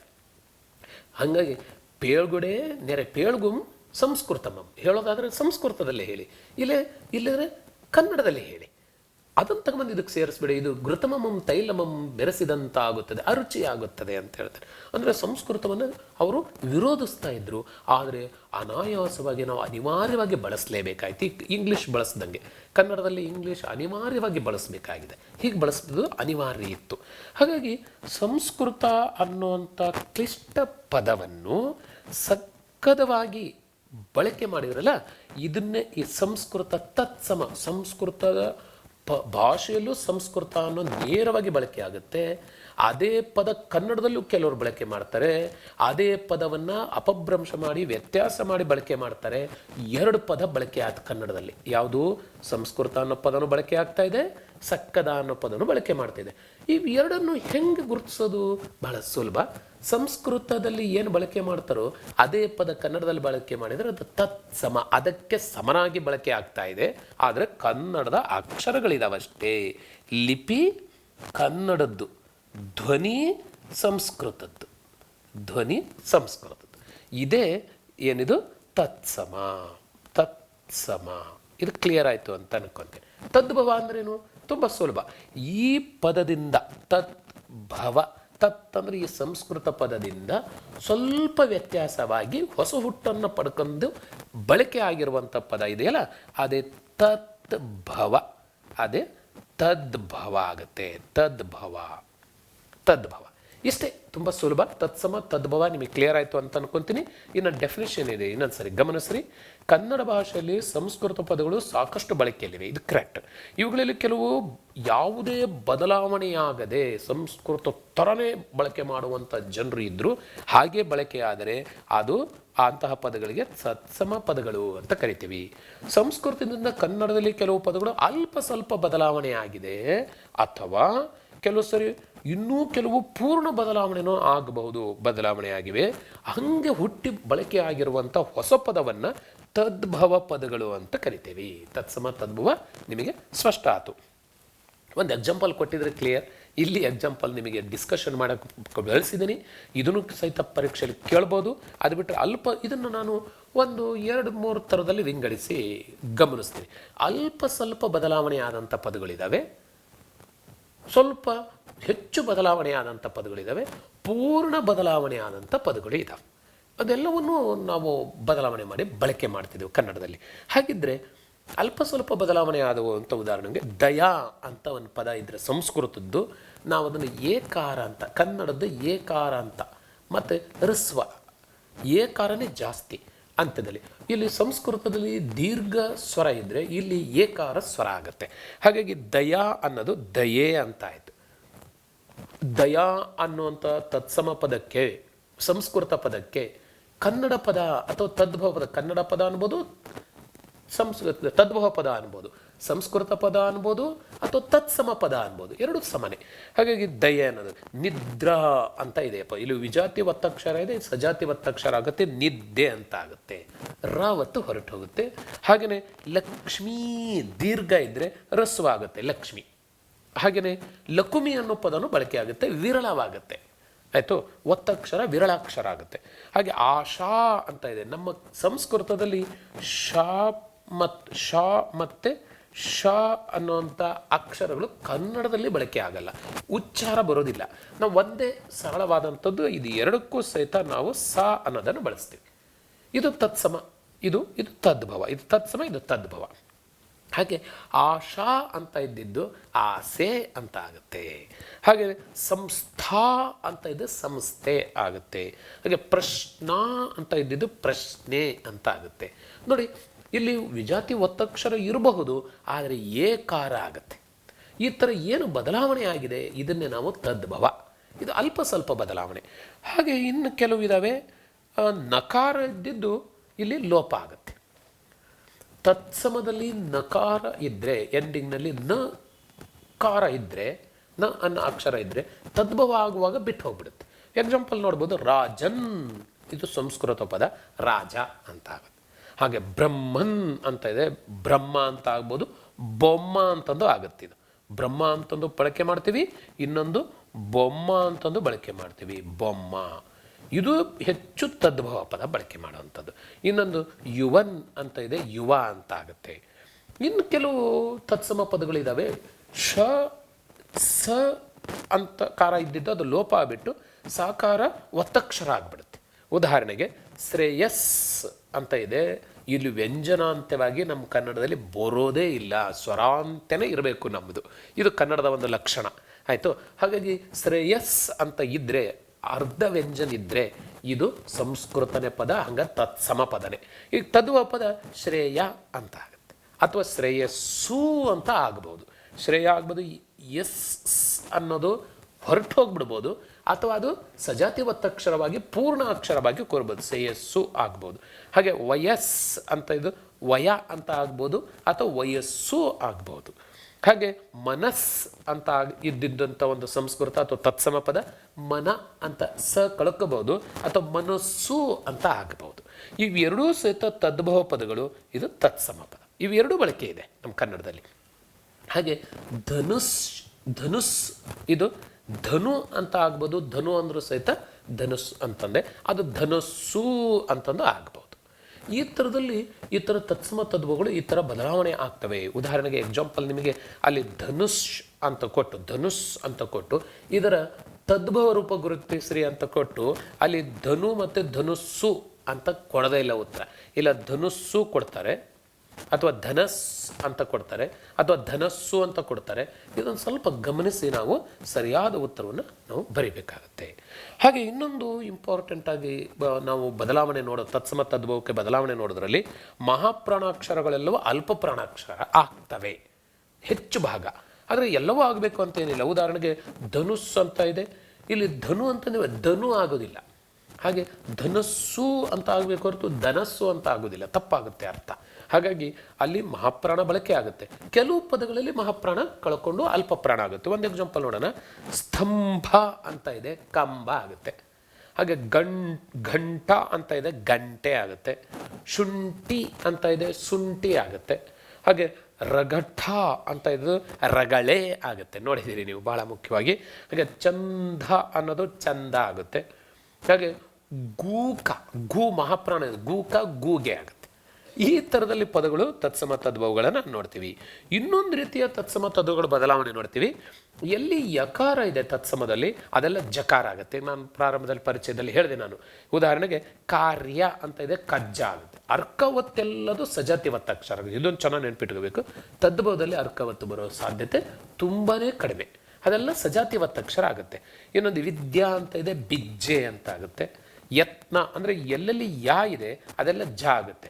ಯತ್ನ ಇದ್ದದ್ದು ಜತುನ ಆಗುತ್ತೆ. ಯತ್ನ ತಾಕ್ಕೆ ನಾವತ್ತಿದ್ದು ವಿರಳ ಆಗುತ್ತೆ, ತಾ ನಾ ಆಗುತ್ತೆ. ಯಾ ಇದ್ದಿದ್ದು ಜ ಆಗುತ್ತೆ, ಯತ್ನ ಜತುನ. ಹಾಗೆ ಯೌವನ ಅನ್ನೋದು ಜವ್ವನ ಆಗುತ್ತೆ. ಉದ್ಯೋಗ, ಇದು ಬಹಳ ಇಂಪಾರ್ಟೆಂಟ್ ಕೇಳ್ತಾರೆ ಈ ಪದವನ್ನು. ಉದ್ಯೋಗ ಊ ಇದ್ದಿದ್ದೆಲ್ಲ ಏನಾಗುತ್ತೆ, ಊ ಹಾಗೆ ಉಳ್ಕೊಂಡು ದ ಅಥವಾ ಯಾ ಇದ್ದಿದ್ದು ಜಾಗತ್ತೆ, ಯಾ ಇದ್ದಿದ್ದು ಜಾಗತ್ತೆ. ಚೆನ್ನಾಗಿ ನೆನ್ಪಿಟ್ಕೊಳ್ಳೋಣ. ಹಾಗಾಗಿ ಇಲ್ಲಿ ಉದ್ಯೋಗ ಇದ್ದಿದ್ದು ಉಜ್ಜುಗ ಆಗುತ್ತೆ, ಉಜ್ಜುಗ. ಯುದ್ಧ ಇದ್ದಿದ್ದು ಜುದ್ಧ ಆಗುತ್ತೆ, ಯಾ ಇದ್ದಿದ್ದು ಜ ಆಗುತ್ತೆ. ಮತ್ತು ಇಲ್ಲಿ ಅಲ್ಪ ಪ್ರಾಣ ಇದ್ದಿದ್ದು ಮಹಾಪ್ರಾಣ ಇದ್ದಿದ್ದು ಅಲ್ಪ ಪ್ರಾಣ ಆಗುತ್ತೆ. ಓಕೆ, ಇನ್ನೊಂದು ಬಹಳ ಮುಖ್ಯವಾಗಿ ಬದಲಾವಣೆ ಆಗುವಂಥ ಮತ್ತೊಂದು ಲಕ್ಷಣ, ಪ್ರಥಮಾಕ್ಷರಕ್ಕೆ ಅದೇ ವರ್ಗದ ತೃತೀಯಾಕ್ಷರ ಆದೇಶವಾಗಿ ಬರುತ್ತೆ. ಇದು ಒಂದು ಬಹಳ ಮುಖ್ಯವಾದಂಥ ಒಂದು ಬದಲಾವಣೆ. ಈಗ ಆಕಾಶ ಅಂತ ಇದೆ, ಆಗಸ ಆಗುತ್ತೆ. ಈ ಶಾ ಇದ್ದಿದ್ದು ಸ ಆಗುತ್ತೆ, ಕ ಇದ್ದಿದ್ದು ಗ ಆಗುತ್ತೆ. ಮತ್ತು ಇಂಪಾರ್ಟೆಂಟಾಗಿ ಇಲ್ಲಿ ಗಮನಿಸೋದು ವ್ಯತ್ಯಾಸವನ್ನು ನೋಡ್ಬೋದು. ಇನ್ನೊಂದು ಜಕಟ ಇದ್ದಿದ್ದು ಜಗಳ ಆಗುತ್ತೆ, ಜಕಟ. ನೋಡಿ, ಇದು ಒಂದು ಬಹಳ ಮುಖ್ಯವಾದಂಥ ಕೇಳುವಂಥ ಪ್ರಶ್ನೆಗಳು ಇವೆಲ್ಲ. ಜಗಟ, ಜಗಳ. ಜಗಳ ನಮ್ಮದು ತದ್ಭವ ಪದ ಬಳಕೆ ಆಗುವಂಥದ್ದು. ಮತ್ತು ತದ್ಭವ ಅಂತಂದರೆ ನಮ್ಮ ಕನ್ನಡದ ಮೂಲ ಪದನೂ ಇದು. ಜಗಟ ಅನ್ನೋದು ತತ್ಸಮ ಪದ, ಅದು ಸಂಸ್ಕೃತದಲ್ಲಿ ಜಗಟ ಅಂತ ಕರಿತಿದ್ದಾರೆ. ಅಟವಿ ಇಲ್ಲಿ ಅಡವಿ ಆಗುತ್ತೆ, ಟ ಇದ್ದಿದ್ದಲ್ಲೇ ಡ ಆಗುತ್ತೆ. ಟ ಟ ಡ ಮೂರನೇ ಅಕ್ಷರ ಆದೇಶವಾಗಿ ಬರುತ್ತೆ. ಹಾಗೆ ಇನ್ನೊಂದು ದೀಪಿಕಾ ಇದ್ದಿದ್ದು ದೀವಿಗೆ ಆಗುತ್ತೆ. ಇನ್ನೇನು ಬದಲಾವಣೆ ಇಲ್ಲ ನೋಡ್ರಿ. ಕ ಇದ್ದಿದ್ದು ಗ ಆತು, ಪ ಇದ್ದಿದ್ದು ವಾ ಆತು. ಇನ್ನೊಂದು ವಸತಿ ಬಸದಿ ಅಂತ ಅನ್ನೋದು, ಧಾತ್ರಿ ದಾದಿ ಅನ್ನೋಂಥದ್ದು. ಈ ಥರದಲ್ಲಿ ತ ತ ದ ದ ದ ಬರುತ್ತೆ, ಇದೊಂದು ಗಮನಿಸ್ಬೋದು. ಇನ್ನೊಂದು ವಾ ಇದ್ದಿದ್ದೆಲ್ಲ ಬಾ ಆಗುತ್ತೆ. ಇದೊಂದು ಬಹಳ ಮುಖ್ಯವಾದಂಥ ಒಂದು ಬದಲಾವಣೆ. ಇಲ್ಲಿ ವರ್ಣ ಇದ್ದಿದ್ದು ಬಣ್ಣ, ವಾ ಇದ್ದಿದ್ದು ಬಾ ಆಗುತ್ತೆ. ಇದೊಂದು ಮುಖ್ಯವಾಗಿ ಬದಲಾವಣೆ ಆಗೋದನ್ನು ಗಮನಿಸ್ಬೋದು. ಮತ್ತು ವಿಜಾತಿ ಒತ್ತಕ್ಷರದ್ದು ಸಜಾತಿ ಒತ್ತಕ್ಷರ ಆಗುತ್ತೆ. ನಾಕ್ಕೆ ಅರ್ಕಾವತ್ತಿತ್ತು, ಇಲ್ಲಿ ನಾಕ್ಕೆ ನಾವತ್ತಾಗುತ್ತೆ. ವಿಜ್ಞಾಪನೆ, ಇದೊಂದು ಸುಮಾರು ಸರಿ ಕೇಳಿದ್ದಾರೆ ಈ ಪ್ರಶ್ನೆ. ವಿಜ್ಞಾಪನೆ ಭಿನ್ನನ ಆಗುತ್ತೆ. ಇಲ್ಲಿ ವಾ ಇದ್ದಿದ್ದು ಬಾ ಆಯಿತು, ಜ್ಞ ಇದ್ದಿದ್ದು ನಾ ಆಯಿತು, ಪ ಉಳ್ಕಂತು ನಾ ಹೊರಟೋಯ್ತು, ಭಿನ್ನ ಅಂತ ಆಗುತ್ತೆ. ವಾಪಿ ಬಾವಿ ಆಗುತ್ತೆ. ವಾಪಿ, ವಾತಾಪಿ ಅಂತ ಹೇಳ್ತೇವಲ್ಲ, ವಾಪಿ. ವಾಪಿ ಅನ್ನೋದು ಬಾವಿ ಆಗುತ್ತೆ, ಬಾವಿ. ಸ್ವಲ್ಪ ಗಮನಿಸ್ಬೋದು. ಇನ್ನು ಕರುವು ಅನ್ನೋದು ಕಬ್ಬು. ಈ ಕಬ್ಬನ್ನು ಬೆಳೀತಾರಲ್ಲ, ಅದಕ್ಕೆ ಸಂಸ್ಕೃತದಲ್ಲಿ ಕರುವು ಅಂತ ಕರಿತಿದ್ರು, ಕರುವು. ಹಾಗೆ ವಿನಾಯಕ ಅನ್ನೋ ಪದ ಬೆನಕ ಅಂತ ಆಗುತ್ತೆ. ವಲ್ಲಿ ಬಳಕೆ ಮಾಡ್ತೀವಿ ನಾವು ಭಾಳಷ್ಟು, ಬಳ್ಳಿ ಎಷ್ಟು ಸುಲಭ ನಮ್ಮಲ್ಲಿ ಬಳಕೆ ಆಗಿದೆ ನೋಡಿ. ಇಲ್ಲ ಇದ್ದಿದ್ದೆಲ್ಲ ಲ ಆಗುತ್ತೆ, ವಾ ಇದ್ದಿದ್ದು ಬಾ ಆಗುತ್ತೆ. ಈ ಥರದಲ್ಲಿ ಬದಲಾವಣೆಯನ್ನು ನಾವು ಗಮನಿಸ್ಬೋದು. ಇನ್ನೊಂದು ಸ್ವಲ್ಪ ಕೊನೆಯದಾಗಿ ಮತ್ತೊಂದಿಷ್ಟು ಅಂಶ ನೋಡ್ಬೋದು.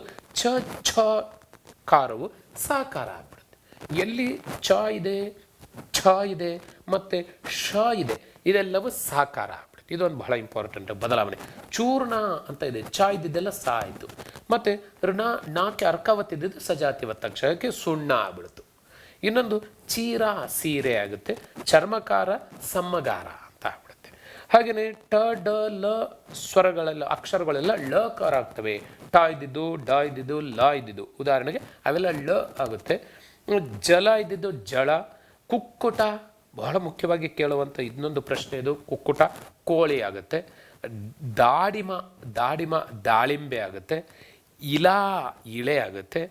ಕಂಬಲ ಅಥವಾ ಕಂಬಳಿ ಆಗುತ್ತೆ, ಕಂಬಳಿ. ಹಾಗೆ ಇನ್ನೊಂದು ಬಹಳ ಮುಖ್ಯವಾಗಿ ಕೂಷ್ಮಾಂಡ ಕೇಳಿರ್ಬೋದು, ಇದು ಒಂದು ಬಹಳ ಕಡೆ ಕೇಳ್ತಾರೆ ಇದೊಂದು, ಕೂಷ್ಮಾಂಡ. ಕೂಷ್ಮಾಂಡ ಅನ್ನುವಂಥದ್ದಿದೆ, ಕುಂಬಳ ಆಗುತ್ತೆ, ಕುಂಬಳ ಕುಂಬಳ. ಈ ಥರದಲ್ಲಿ ಸುಮಾರಷ್ಟು ಬದಲಾವಣೆಗಳನ್ನು ನೋಡ್ತೀವಿ. ಇನ್ನೊಂದು ಇಲ್ಲಿ ಪೂರ್ಣ ಬದಲಾವಣೆ ಆಗುವಂಥ ಕೆಲವು ಪದಗಳಿದ್ದಾವೆ. ಆಶ್ಚರ್ಯ, ಅಚ್ಚರಿ, ಇಲ್ಲಿ ಶಾ ಹೋಗ್ಬಿಟ್ಟು ಚಾವತ್ತು, ಅರ್ಕಾವತ್ತು ಮತ್ತು ಯಾ ಹೋಗ್ಬಿಟ್ಟು ರಿ ಆಗಿಬಿಡುತ್ತೆ.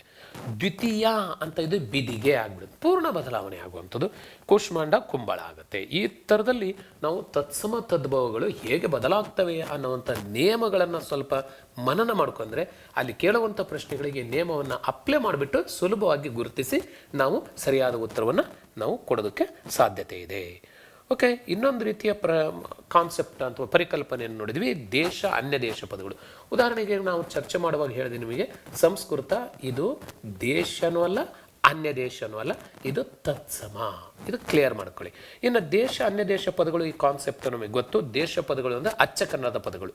ಅಂದರೆ ಏನು ಅಚ್ಚ ಕನ್ನಡದ ಪದಗಳು ಅಂತಂದರೆ ನೋಡೋಣ ಏನು ಅಂತ. ಇನ್ನೊಂದು, ಇದು ಬೇರೆ ಯಾವುದೇ ಭಾಷೆಯಿಂದ ಎರವಲು ಪಡೆಯದ ಕನ್ನಡದಲ್ಲಿಯೇ ಮೂಲದಿಂದ ಬಳಕೆ ಆಗ್ತಾ ಇರುವಂಥ ಪದಗಳು ಯಾವ್ಯಾವವು? ಉದಾಹರಣೆಗೆ ಅಂಗಾಂಗಗಳು. ನೋಡಿ, ಒಂದು ಭಾಷೆ ಬೆಳಿಬೇಕಾದ್ರೆ ಅಲ್ಲಿ ವ್ಯಕ್ತಿ ಅನ್ನೋ ಸುತ್ತಮುತ್ತ ಪರಿಸರ ಆ ಭಾಷೆಯನ್ನು ಕಟ್ಟಿಕೊಡುತ್ತೆ ಅಲ್ವಾ? ಪರಿಸರನೇ ಭಾಷೆ, ಪರಿಸರದಿಂದನೇ ಭಾಷೆ ಬರೋದು. ಹಾಗಾಗಿ ವ್ಯಕ್ತಿ ಇದ್ದಾನೆ ಅಂದರೆ ಅವನ ಅಂಗಾಂಗಗಳು ಮತ್ತು ಅವನ ಸುತ್ತ ಪರಿಸರದ ಪರಿಚಯ ಇದ್ದೇ ಇರುತ್ತೆ. ಅವೇ ಮೂಲದಲ್ಲಿ ಬಳಕೆ ಹಾಕಿರೋದು ಆ ಭಾಷೆಯ ಮೂಲ ಪದಗಳೇ. ಹಾಗಾಗಿ ಕನ್ನಡದ್ದು ಮೂಲ ಪದಗಳು ಅಲ್ಲಿರುವಂಥ ಅಂಗಾಂಗಗಳು. ಉದಾಹರಣೆಗೆ ಕೈ, ಅವನ ಜೊತೆಗೆ ಇತ್ತು ಕೈ ಅಂತ ಬಳಕೆ ಮಾಡ್ತಾ ಇದ್ದ, ಕಾಲು, ಹಾಗೆಯೇ ಹೊಟ್ಟೆ, ತಲೆ, ಬೆನ್ನು ಇತ್ಯಾದಿ. ಹಾಗೆ ಸಂಬಂಧವಾಚಕಗಳು, ಅವನ ಜೊತೆಗಿರುವಂಥ ವ್ಯಕ್ತಿಗಳನ್ನು ಮೂಲದಿಂದ ಬಳಕೆ ಮಾಡ್ತಾ ಇದ್ದಿದ್ದು ಈಗಿಂದಲ್ಲ. ಈಗೆಲ್ಲ ಅಂಕಲ್, ಆಂಟಿ ಈ ಥರ ಬಳಕೆ ಮಾಡೋದು, ಇದೇನು ಇಂಗ್ಲೀಷಿಂದ ಬಂದಂತು. ಆದರೆ ಮೂಲದಲ್ಲಿ ಇದ್ದಂತೂ ಆಗ ಏನು ಕರೀತಾ ಇದ್ರು ನೋಡಿ, ಅಮ್ಮ, ಅಪ್ಪ, ಚಿಕ್ಕಪ್ಪ, ದೊಡ್ಡಪ್ಪ ಈ ಥರದ ಪದಗಳನ್ನು ಬಳಕೆ ಮಾಡ್ತಾ ಇದ್ರು. ಇವನ್ನ ಸಂಬಂಧವಾಚಕಗಳು ಅಂತ ಕರಿತೀವಿ. ಮತ್ತು ಕೆಲವು ಪ್ರಾಣಿಗಳನ್ನು, ಸಾಕು ಪ್ರಾಣಿಗಳನ್ನು ಬಳಸ್ತಾ ಇದ್ದ. ಅವಕ್ಕೆ ಮೊದಲಿಂದನೇ ಯಾವ ಭಾಷೆಯ ಪ್ರಭಾವ ಇಲ್ಲದೆ ಮೊದಲೇ ಈ ಪದಗಳನ್ನು ಬಳಕೆ ಮಾಡ್ತೀವಿ. ದನಗಳು ನೋಡಿ, ದನ, ಹಾಗೆ ಹುಲಿ, ಇಲಿ, ಹಾವು, ಆನೆ ಇವೆಲ್ಲ ತನ್ನ ಸುತ್ತ ಇರೋ ಪರಿಸರದಲ್ಲಿ ಬಳಕೆ ಇದ್ದಂಥ ಪದಗಳು. ಹಾಗೆ ಪದಾರ್ಥಗಳು, ಕೆಲವು ವಸ್ತುಗಳನ್ನು ನೋಡ್ತಾ ಇದ್ದ, ಅದನ್ನು ಬಳಕೆ ಮಾಡ್ತಾ ಇದ್ದು. ಹಾಲು, ದನಗಳು, ಕುರಿಗಳು, ಇದರಿಂದ ಹಾಲನ್ನು ಪಡಿತಾ ಇದ್ದ, ಹಾಲು ಅಂತ ಪದ ಮಾಡಿ. ಕ್ಷೀರ ಅನ್ನೋದು ತತ್ಸಮ ಪದ ಅಥವಾ ಅನ್ಯ ದೇಶಿ ಪದ. ಅದೇ ಹಾಲು ಅನ್ನೋದು ದೇಶ ಪದ. ಉಪ್ಪು, ಹಾಗೆ ಅದು, ಅವು, ಮತ್ತು ಬಾಗಿಲು, ಚಿಲಕ ಇವೆಲ್ಲ ನಾವು ಪದಾರ್ಥಗಳಲ್ಲಿ. ಸರ್ವನಾಮಗಳು ಎಲ್ಲ ಪದಗಳು ಸಹಿತ ದೇಶ ಪದಗಳು. ನಾನು, ಅವನು, ಅದು, ಅವು, ಇವು ಅನ್ನೋವಲ್ಲ.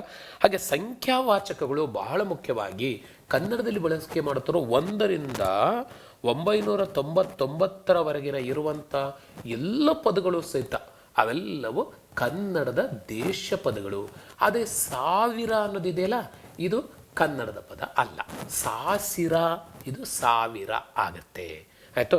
ಹಾಗಾಗಿ ಈ 1ರಿಂದ 999 ಇರುವಂಥ 999 ಅನ್ನೋ ಪದನೂ ಸಹಿತ ಕನ್ನಡದ ಪದ. ಇನ್ನು ಧಾತುಗಳು ಅಂದ್ರೆ ಏನು? ಕ್ರಿಯಾಪದದ ಮೂಲ ರೂಪಕ್ಕೆ ಧಾತು ಅಂತ ಕರಿತೀವಿ. ಈಗೂ ಸಹಿತ ನೀವು ಕ್ರಿಯಾಪದವನ್ನು, ಕನ್ನಡ ಪದವನ್ನೇ ಬಳಕೆ ಮಾಡ್ತೀವಿ ಸಾಮಾನ್ಯವಾಗಿ. ನಾಮಪದಗಳು ಬೇರೆ ಭಾಷೆದಾದರೂ ಸಹಿತ ಕ್ರಿಯಾಪದ ಕನ್ನಡದ್ದೇ ಆಗಿರುತ್ತೆ. ಹಾಗಾಗಿ ತಿನ್ನು ಅನ್ನೋ ಧಾತು, ಕ್ರಿಯಾಪದ ಮೂಲ ರೂಪ ತಿನ್ನು.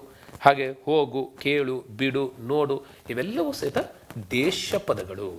ಈಗ ಅನ್ಯ ದೇಶ ಪದಗಳು ಅಂದರೆ ಏನು ಅಂತ ನೋಡೋಣ. ಅನ್ಯ ದೇಶ ಪದಗಳಲ್ಲಿ ಬೇರೆ ಭಾಷೆಯ ಪ್ರಭಾವದಿಂದ ಕನ್ನಡ ಭಾಷೆಯಲ್ಲಿ ಹಲವಾರು ಬೇರೆ ಬೇರೆ ಭಾಷೆಯ ಪದಗಳು ಬಳಕೆಯಾಗುತ್ತವೆ. ಇವೇ ಅನ್ಯ ದೇಶ ಪದಗಳು ಅಂತ ಕರಿತೀವಿ. ಇದರಲ್ಲಿ ಗ್ರೀಕ್ ಮತ್ತು ರೋಮನ್, ನಮ್ಮ ಕನ್ನಡ ನಾಡಿನ ರಾಜ ಮಹಾರಾಜರು ಅಥವಾ ವ್ಯಾಪಾರಸ್ಥರು ಗ್ರೀಕ್ ಮತ್ತು ರೋಮನ್ ದೇಶದ ಜೊತೆಯಲ್ಲಿ ವ್ಯವಹಾರ ಸಂಬಂಧಗಳನ್ನು ಇಟ್ಟುಕೊಂಡಿದ್ರು, ಪ್ರವಾಸವನ್ನು ಮತ್ತು ಅಧ್ಯಯನವನ್ನು ಮಾಡ್ತಾ ಇದ್ರು. ಹಾಗಾಗಿ ಆ ಗ್ರೀಕ್ ಪದಗಳು, ರೋಮನ್ ಪದಗಳು ಕನ್ನಡದ ಪದಗಳು ಗ್ರೀಕ್ ಮತ್ತು ರೋಮನ್ನಲ್ಲಿ ಬಳಕೆಯಲ್ಲಿವೆ ಅಥವಾ ಭಾಷೆಯಲ್ಲಿ ಅವು ಸೇರ್ಕೊಂಡು ಹೋಗಿಬಿಟ್ಟಿವೆ. ಅವನ್ನ ನಾವು ಅವು ಪದ ಬಳಕೆ ಮಾಡ್ತಿದ್ದೀವಿ ಈಗೂ ಸಹಿತ. ಉದಾಹರಣೆಗೆ, ಅಯ್ಯೋ ಒಂದು ದಮ್ಡಿ ಇಲ್ಲ ಬಿಡ ನಮ್ಮ ಹತ್ರ ಅಂತಾರೆ. ಈ ದಮ್ಡಿ ಅನ್ನೋ ಪದ ಏನು? ನಮಗೆ ಹಿಂದೆ ನಾಗರಿಕತೆ ಬೆಳೆಯೋದಕ್ಕಿಂತ ಮುಂಚೆ ಈ ಹಣದ ಬಳಕೆ ಗೊತ್ತಿರಲಿಲ್ಲ. ಹಾಗಾಗಿ ನಾವು ಪದಾರ್ಥಗಳನ್ನೇ ವ್ಯವಹಾರದ ಎರವಲಾಗಿ ಬಳಕೆ ಮಾಡ್ತಿದ್ದರಿಂದ ಹಣದ ಬಳಕೆ ಇರಲಿಲ್ಲ. ಇದು ಗ್ರೀಕ್ನಿಂದ ನಾವು ಇದು ಕಲ್ತ್ವಿ. ಹಣದ ಒಂದು ಮಾಧ್ಯಮವಾಗಿ ಹಣವನ್ನು ಬಳಕೆ ಮಾಡಿದ್ವಿ. ಅವರು ಆ ಪದವನ್ನು ದಮ್ಡಿ ಅನ್ನೋ ಪದವನ್ನು ಇಲ್ಲಿ ಪರಿಚಯಿಸಿದರು. ಹಾಗಾಗಿ ದಮ್ಮಡಿ, ದಿನಾರ, ಗದ್ಯಾಣ ಇವೆಲ್ಲವೂ ಸಹಿತ ಗ್ರೀಕ್ ಪದಗಳಾಗ್ತವೆ, ರೋಮನ್ ಪದಗಳಾಗ್ತವೆ.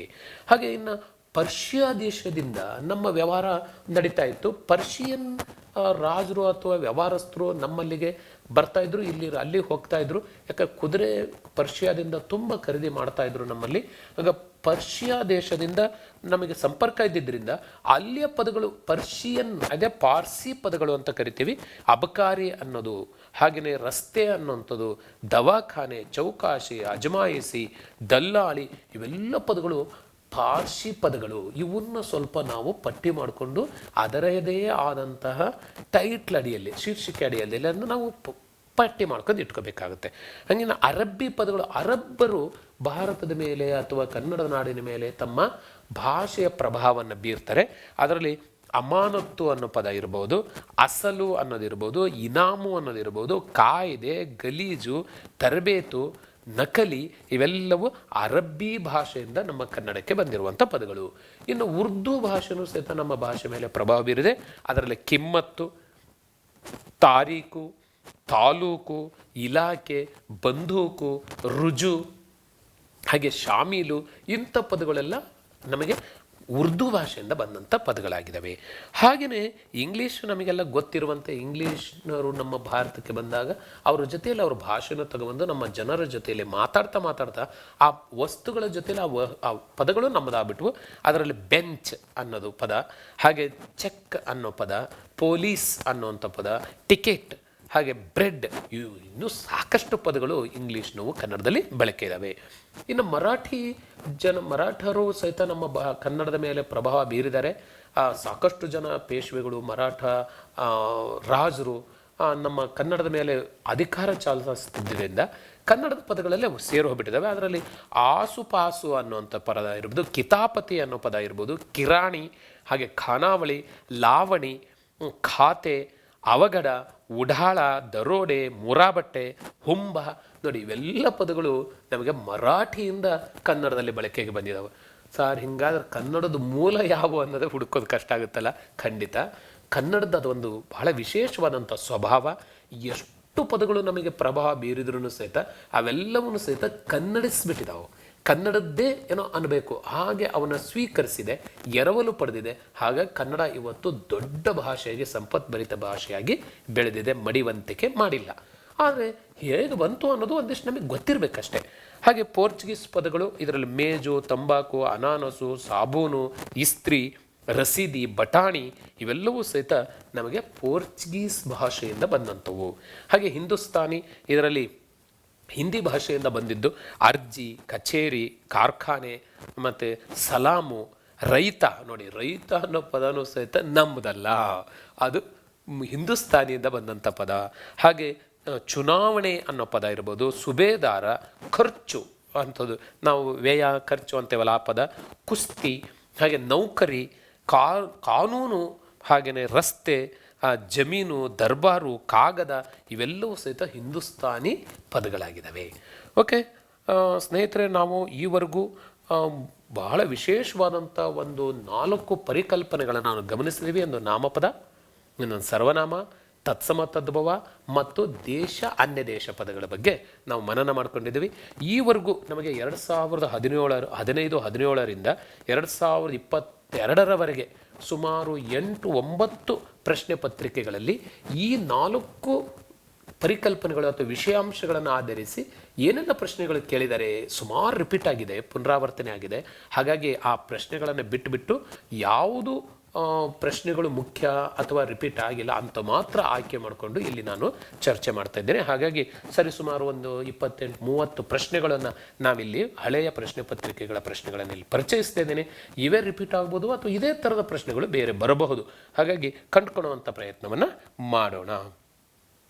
ಹಾಗಿದ್ರೆ ಇಲ್ಲಿ ಒಂದು ಪ್ರಶ್ನೆ, ಅಷ್ಟು ದೊಡ್ಡ ಮರವನ್ನು ಹೇಗೆ ಕಡಿದರು? ಈ ವಾಕ್ಯದಲ್ಲಿರುವ ಅಷ್ಟು ಅನ್ನುವಂತಹ ಪದವು ಈ ನಾಮಪದಕ್ಕೆ ಉದಾಹರಣೆಗಿದೆ. ಅಷ್ಟು ಅಷ್ಟು ಅಷ್ಟು ದೊಡ್ಡ ಮರ ಏನು ಹೇಳ್ತಾ ಇದೆ ಇಲ್ಲಿ ನೋಡೋಣ. ಸಂಖ್ಯೆ ಹೇಳ್ತಾ ಇತ್ತಾ? ಇಲ್ಲ. ಅಲ್ಲಿ ಸಂಖ್ಯೆ ಬೇಕಾಗಿತ್ತು, ಯಾವುದರ ಸಂಖ್ಯಾವಾಚಕ ಆಗಿದ್ರೆ. ಸಂಖ್ಯೆಗಳು ಅಂದರೆ ಸಂಖ್ಯಾ ಸೂಚಕಗಳು ಇಲ್ಲೇ ಇಲ್ಲ ಇಲ್ಲಿ. ಆ ಸೂಚಕವನ್ನು ಹೇಳುವಂಥದ್ದೇ ಇಲ್ಲ, ಹಾಗಾಗಿ ಸಂಖ್ಯಾವಾಚಕ ಆಗೋದಿಲ್ಲ. ಹಾಗಾಗಿ ಗುಣ ಏನಾರ ಹೇಳ್ತಾ ಇತ್ತಾ? ಅಲ್ಲ ಅಲ್ವಾ. ಹಾಗೆಯೇ ದಿಕ್ಕನ್ನು ಹೇಳ್ತಾ ಇತ್ತಾ? ಇಲ್ಲ. ದಿಕ್ಕು ಅಂತಂದರೆ ಡೈರೆಕ್ಷನ್ ಇರಬೇಕು. ಇಲ್ಲಿ ಅಷ್ಟು ಅನ್ನೋ ಪದ ನಿಗದಿತವಾದಂತಹ ಪ್ರಮಾಣ ಇಲ್ಲದೆ ಇದ್ದಾಗ ಅದನ್ನು ಒಂದು ಪದದಿಂದ ಗುರುತಿಸ್ತೇವೆ, ಅದೇ ಪರಿಮಾಣವಾಚಕ. ಪ್ರಮಾಣವನ್ನೇ ಹೇಳುವಂಥದ್ದು ಅಷ್ಟು. ನೋಡ್ರಿ, ಹಾಗಿದ್ರೆ ಎಷ್ಟು ಸುಲಭ ಇದೆ ನೋಡಿ. ಹಾಗಾಗಿ ಇದರ ಸರಿಯಾದ ಉತ್ತರ 4ನೇ ಆಪ್ಷನ್ ಆಗಿರುತ್ತೆ. ಹಾಗೆ 2ನೇ ಕ್ವಶನ್ ನೋಡೋಣ. ಈ ಪದಗಳು ಆತ್ಮಾರ್ಥಕ ಸರ್ವನಾಮಕ್ಕೆ ಉದಾಹರಣೆಗಳಾಗಿವೆ. ಆತ್ಮಾರ್ಥಕ ಸರ್ವನಾಮ ಅನ್ನೋದಕ್ಕೆ ಒಂದು ಸಣ್ಣ ಕ್ಲೂ ಅನ್ನು ಕೊಟ್ಟಿದ್ದೆ ನಿಮಗೆ. ಯಾವುದದು? ಎಸ್, ಆತ್ಮಾರ್ಥಕ ಅಂತಂದರೆ ತಾನಿಂದ ಶುರು ಆಗಬೇಕು ಅಂತ ಅಲ್ವಾ. ಹಾಗಾಗಿ ತಾನಿಂದ ಶುರು ಆಗುವಂಥ ಪದಗಳು ಯಾವಿದಾವೆ? ಒಂದೇ ತಾನು ತಾವು ಇರಬಹುದಾ? ಯಾರು ಯಾವುದು? ಇಲ್ಲ, ತಾ ಇಲ್ಲ. ನಾನು ನಾವು ಅಲ್ಲೂ ಇಲ್ಲ. ಅದು ಅವು ಅದು ಅಲ್ಲ. ಹಾಗಾದ್ರೆ ಇವು ಉಳಿದವೇನು? ಇದು ಏನು ನೋಡಿ, ಬಹಳ ಸುಲಭ. ತಾ ಅಂದರೆ ಆತ್ಮವನ್ನು ಗುರುತಿಸಿ ಬಹು ಗೌರವವನ್ನು ಕೊಟ್ಟು ಅವರನ್ನು ಕೇಳುವಂಥ ಅಥವಾ ಹೇಳುವಂಥ ಪದಗಳಿದಾವಲ್ಲ, ಇದು ಗೌರವ ಸೂಚಕ ಪದಗಳು. ಲಿಂಗವನ್ನು ಆಧರಿಸದೆ ಎಲ್ಲರಿಗೂ ಅಪ್ಲೈ ಆಗುವಂಥ ಪದಗಳು. ಹಾಗಾಗಿ ತಾವು ತಾನು ಅನ್ನುವಂಥದ್ದು ಇದು ಆತ್ಮಾರ್ಥಕ ಸರ್ವನಾಮ. ಇನ್ನು ಉಳಿದವು 2ನೇದು ಯಾರು ಯಾವುದು ನೋಡಿ, ಇದು ಪ್ರಶ್ನೆಯನ್ನು ಮಾಡ್ತಾ ಇದೆ, ಪ್ರಶ್ನಾರ್ಥಕ ಸರ್ವನಾಮ. ನಾನು ನಾವು ಯಾರು ಮಾತಾಡ್ತಿದ್ದಾರೋ ಅದು ಉತ್ತಮ ಪುರುಷ ಸರ್ವನಾಮ. ಅದು ಅವು ಇಲ್ಲಿಲ್ಲ, ಹಾಗಾಗಿ ಅದನ್ನು ಅನ್ಯ ಪುರುಷ ಅಥವಾ ಪ್ರಥಮ ಪುರುಷ ಸರ್ವನಾಮ ಆಗುತ್ತೆ. ಇವಿಷ್ಟು ನಮಗೆ ಮನನಾತು ಅಂತ ಅನ್ಕೊತೀನಿ. ಸರಿಯಾದ ಉತ್ತರ 1ನೇ ಆಪ್ಷನ್ ಆಗಿರುತ್ತೆ. ಓಕೆ, ಇದು ಒಂದು ನಾಮಪದ, ಒಂದು ಸರ್ವನಾಮವನ್ನು ನೋಡಿದ್ವಿ.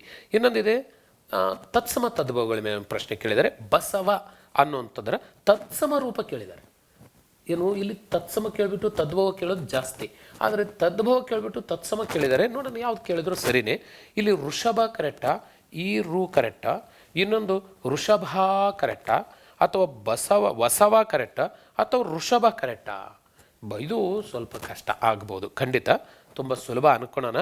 ಇಲ್ಲಿ ವಾ ಇದ್ದಿದ್ದು ಬಹಳ ಮುಖ್ಯವಾಗಿ ಬಾ ಆಗುತ್ತೆ. ಇದು 1ನೇದು. ವಾ ಇದ್ದಿದ್ದೆಲ್ಲ ಬಾ ಆಗುತ್ತೆ, ಇದೊಂದು ನೆನಪಿಟ್ಕೊಳ್ಳೋಣ. ಬಾ ಇದ್ದಿದ್ದೆಲ್ಲ ಏನಾಗಬೇಕು? ವಾ ಆಗಬೇಕಾಗಿದ್ರೆ. ಆಮೇಲೆ ಇಲ್ಲಿ ಶಾ ಇದ್ದಿದ್ದೆಲ್ಲ ಏನಾಗಬೇಕು? ಇಲ್ಲಿ ಶಾ ಇದ್ದಿದ್ದೆಲ್ಲ ಇಲ್ಲಿ ಸಾ ಆಗಬೇಕು ಅಲ್ವಾ. ಹಾಗಿದ್ರೆ ಇಲ್ಲಿ ಬಸವ ಅಂತ ಇರೋದು ಇಲ್ಲಿ ಏನಾಗಿರ್ಬೋದು? ಇಲ್ಲಿ ಬ ವ ಮತ್ತು ಶಾ.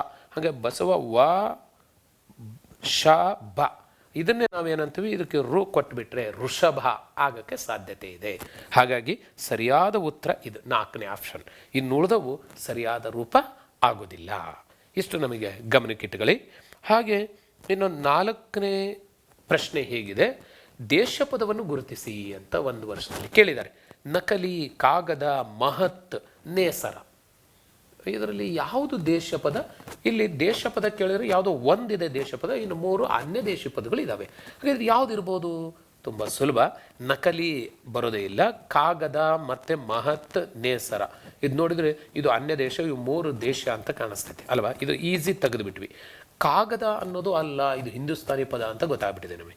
ಇನ್ನು ಮಹತ್ ಅನ್ನೋದು ಸಹಿತ ಇದು ದೇಶಪದ ಅಲ್ಲ. ಹಾಗಾದರೆ ನೇಸರ ಅನ್ನೋದು ಸರಿಯಾದಂಥ ದೇಶಪದ. ಏನು ನೇಸರ ಅಂದರೆ? ನೇಸರ ಅಂತಂದರೆ ಅರ್ಥ ಸೂರ್ಯ ಅಂತ ಅರ್ಥ. ಇದು ನಮ್ಮ ಕನ್ನಡಿಗರು ತಮ್ಮ ಸುತ್ತ ಇರುವಂಥ ಒಂದು ವಸ್ತು ಅಂದರೆ ಬೆಳಕು ಹರಿತಾ ಇತ್ತು, ಸೂರ್ಯ ಮೂಡ್ತಾ ಇದ್ದ ಅಲ್ವಾ, ಅದು ಮೂಡಣ ಅಂತ ಅನ್ಬೇಕಾದ್ರೆ, ಹೊತ್ತು ಅನ್ಬೇಕಾದ್ರೆ ಹೊತ್ತು ಅನ್ನೋದು ಸಹಿತ ಸೂರ್ಯ ಅಂತ ಅರ್ಥ. ಹಾಗೆಯೇ ಸೂರ್ಯ ಹೊತ್ತು ಹುಟ್ಟೆತನ ನೋಡ್ರಿ ಅಂತಾರೆ, ಸೂರ್ಯ ಅಂತ ಅರ್ಥ. ಇನ್ನು ನೇಸರ ಅಂದರೂ ಸಹಿತ ಸೂರ್ಯ ಅಂತ ಅರ್ಥ. ಹಾಗಾಗಿ ಇದು ದೇಶ ಪದ ಇದಾಗತ್ತೆ, ನೇಸರ. ಇನ್ನೊಂದು, ಇವುಗಳಲ್ಲಿ ಅನ್ಯದೇಶ ಪದವನ್ನು ಗುರುತಿಸಿ ಅಂತ ಹೇಳಿ ಮತ್ತೊಂದು ಪ್ರಶ್ನೆ ಕೇಳಿದರೆ, ಮನೆ, ಜವಾನ, ಮೋಡ, ಸಾಹಸ ಅಂತ ಇದೆ. ಇದರಲ್ಲಿ ಜವಾನ ಅನ್ನೋದು ಇದು ಅನ್ಯದೇಶಿ ಪದವಾಗುತ್ತೆ. ಹಾಗೆ ಇವುಗಳಲ್ಲಿ ಅನ್ಯದೇಶಿ ಪದವನ್ನು ಗುರುತಿಸಿ ಅಂತ ಮತ್ತೊಂದು ವರ್ಷದಲ್ಲಿ ಕೇಳಿರುವಂಥ ಪ್ರಶ್ನೆ ಇದೆ. ದಿವಾನ ಅನ್ನೋದು ಅನ್ಯದೇಶಿ ಪದ. ಇನ್ನು ಅರಸು, ಅಂಬಿಗ ಮತ್ತು ಆಳು ಅನ್ನೋದು ದೇಶ ಪದಗಳಾಗ್ತವೆ. ಹಾಗೆ ಇನ್ನೊಂದು ರೀತಿ ಪ್ರಶ್ನೆಗಳಿದೆ. 7ನೇದು, ಇವುಗಳಲ್ಲಿ ಅನ್ಯದೇಶ ಪದವನ್ನು ಗುರುತಿಸಿ. ಅನ್ಯದೇಶ ಪದ ಹಾಗಾಗಿ ಯಾವುದು ಇದರಲ್ಲಿ ಬಹಳ ಸುಲಭ. ಜೀವನ, ಹಾಲು, ಗದ್ದೆ ಇವೆಲ್ಲವೂ ಸಹಿತ ನಮ್ಮ ದೇಶ ಪದಗಳಾದರೆ ಅನ್ಯ ದೇಶ ಪದ ಗುಲಾಮ ಅಂತ ಆಗುತ್ತೆ ಅಲ್ವಾ. ಹಾಗೆ ಇನ್ನೊಂದು, ರೂಢ ನಾಮಕ್ಕೆ ಉದಾಹರಣೆಯಾದ ಪದವಿದು ರೂಢನಾಮ. ಹಾಗೆ ರೂಢನಾಮ ಅಂದರೆ ಗೊತ್ತಿದೆ ನಮಗೆ. ಇಲ್ಲಿ ಹೆಸರಿರಬಾರ್ದು, ರೂಢಿಗತವಾಗಿ ಹೇಳುವಂಥದ್ದು. ಮನುಷ್ಯ, ಕಾವೇರಿ, ವ್ಯಾಪಾರಿ, ಹೊಸದು. ಹೊಸದು ಗುಣವನ್ನು ಹೇಳ್ತಾ ಇದೆ, ಹಳೆದು ಹೊಸದು ಗುಣ ಹೇಳ್ತಾ ಇದೆ. ಕಾವೇರಿ ಹೆಸರನ್ನು ಇಟ್ಟಿರೋದು, ಇದು ಕಾವೇರಿ ನದಿ. ನದಿ ನೋಡಿದ ತಕ್ಷಣ ಇದು ಕಾವೇರಿ ಅಂತ ಗೊತ್ತಾಗೋದಿಲ್ಲ, ನದಿ ಅಂತ ಗೊತ್ತಾಗುತ್ತೆ. ನದಿ ಅನ್ನೋದು ರೂಢನಾಮ. ಇಟ್ಟ ಹೆಸರು ಅಲ್ಲಿ ಬೋರ್ಡ್ ಹಾಕಿರಬೇಕು, ಇಲ್ಲ ಯಾರು ಹೇಳಬೇಕಿದು ಕಾವೇರಿ ನದಿ ಅಂತ. ಅವ ನಮಗೆ ಗೊತ್ತಾಗಿಲ್ಲ, ತುಂಗಾ ನದಿ ಅನ್ಬೋದು ಅಥವಾ ಭದ್ರಾ ನದಿ ಅನ್ಬೋದು, ಏನೋ ಗೊತ್ತಿಲ್ಲ ನಮಗೆ ಅಲ್ವಾ. ಹಾಗಾಗಿ ಇಟ್ಟ ಹೆಸರು ಇದು ಕಾವೇರಿ, ಇದು ಅಂಕಿತ. ಹೊಸದು ಗುಣ. ವ್ಯಾಪಾರಿ ಅನ್ವರ್ಥನಾಮ. ವ್ಯಾಪಾರ ಮಾಡ್ತಿದ್ದಾನೆ, ನಾನು ವ್ಯಾಪಾರಿ ಅಂತ ಕರಿತೀವಿ. ಹಾಗಾದರೆ ಮನುಷ್ಯ ಅನ್ನೋದು ಇದು ರೂಢಿಯಿಂದ ಬಂದಂಥ ಹೆಸರಾಗಿದೆ, ರೂಢನಾಮ. ಹಾಗಾಗಿ ಸರಿಯಾದ ಉತ್ತರ 1ನೇದು. ಇನ್ನು ಅಷ್ಟು, ಇಷ್ಟು, ಹಲವು ಇದು ಈ ವ್ಯಾಕರಣಾಂಶಕ್ಕೆ ಸೇರಿದೆ. ಯಾವುದು? ಗುಣವಾಚಕನ ಅಲ್ಲ. ಪರಿಮಾಣವಾಚಕನ ಇರಬಹುದು, ಸಂಖ್ಯಾವಾಚಕನ ಇಲ್ಲ. ಸಂಖ್ಯೆಯ ವಾಚಕ ಅಂತಂದರೆ ಇಲ್ಲಿ ವಸ್ತುಗಳನ್ನು ಕೂಡಿಸಿ ಹೇಳುವಂಥದ್ದು ಅಂತ. ಇನ್ನು ಭಾವನಾಮ ಅಲ್ಲೇ ಅಲ್ಲ. ಹಾಗಾದ್ರೆ ಸರಿಯಾದ ಉತ್ತರ ಪರಿಮಾಣವಾಚಕ. ಅಷ್ಟು ಇಷ್ಟು ನಿಗದಿತವಾದಂತಹ ಒಂದು ಪ್ರಮಾಣ ಇಲ್ಲಿ ಇಲ್ಲ, ಹಾಗಾಗಿ ಇದು ಪರಿಮಾಣವಾಚಕ ಅಂತ ಕರಿತೀವಿ. ಇನ್ನು ವೈಶಾಖ ಇದರ ತದ್ಭವ ರೂಪ. ವೈ ಇದ್ದಿದ್ದೆಲ್ಲ ಏನಾಗುತ್ತೆ? ವಾ ಇದ್ದಿದ್ದೆಲ್ಲ ಬಾ ಆಗುತ್ತೆ ಅಲ್ವಾ. ವೈ ಇರೋದು ಹೋಗ್ಬಿಟ್ಟು ಇದು ಬೇ ಆಗುತ್ತೆ. ಇನ್ನು ಶಾ ಇದ್ದಿದ್ದು ಸಾ ಆಗುತ್ತೆ. ಹಾಗೆಯೇ ಖಾ ಇದ್ದಿದ್ದು ಕಾ ಆಗುತ್ತೆ ಅಥವಾ ಗಾ ಆಗುತ್ತೆ ಅಲ್ವಾ. ಹಾಗಿದ್ರೆ ಬೇಸಗೆ ಆಗಬಹುದಾ? ಖಂಡಿತ ಬೇಸಗೆ ಇದು ಸರಿಯಾದ ಉತ್ತರ. ನೋಡೋಣ.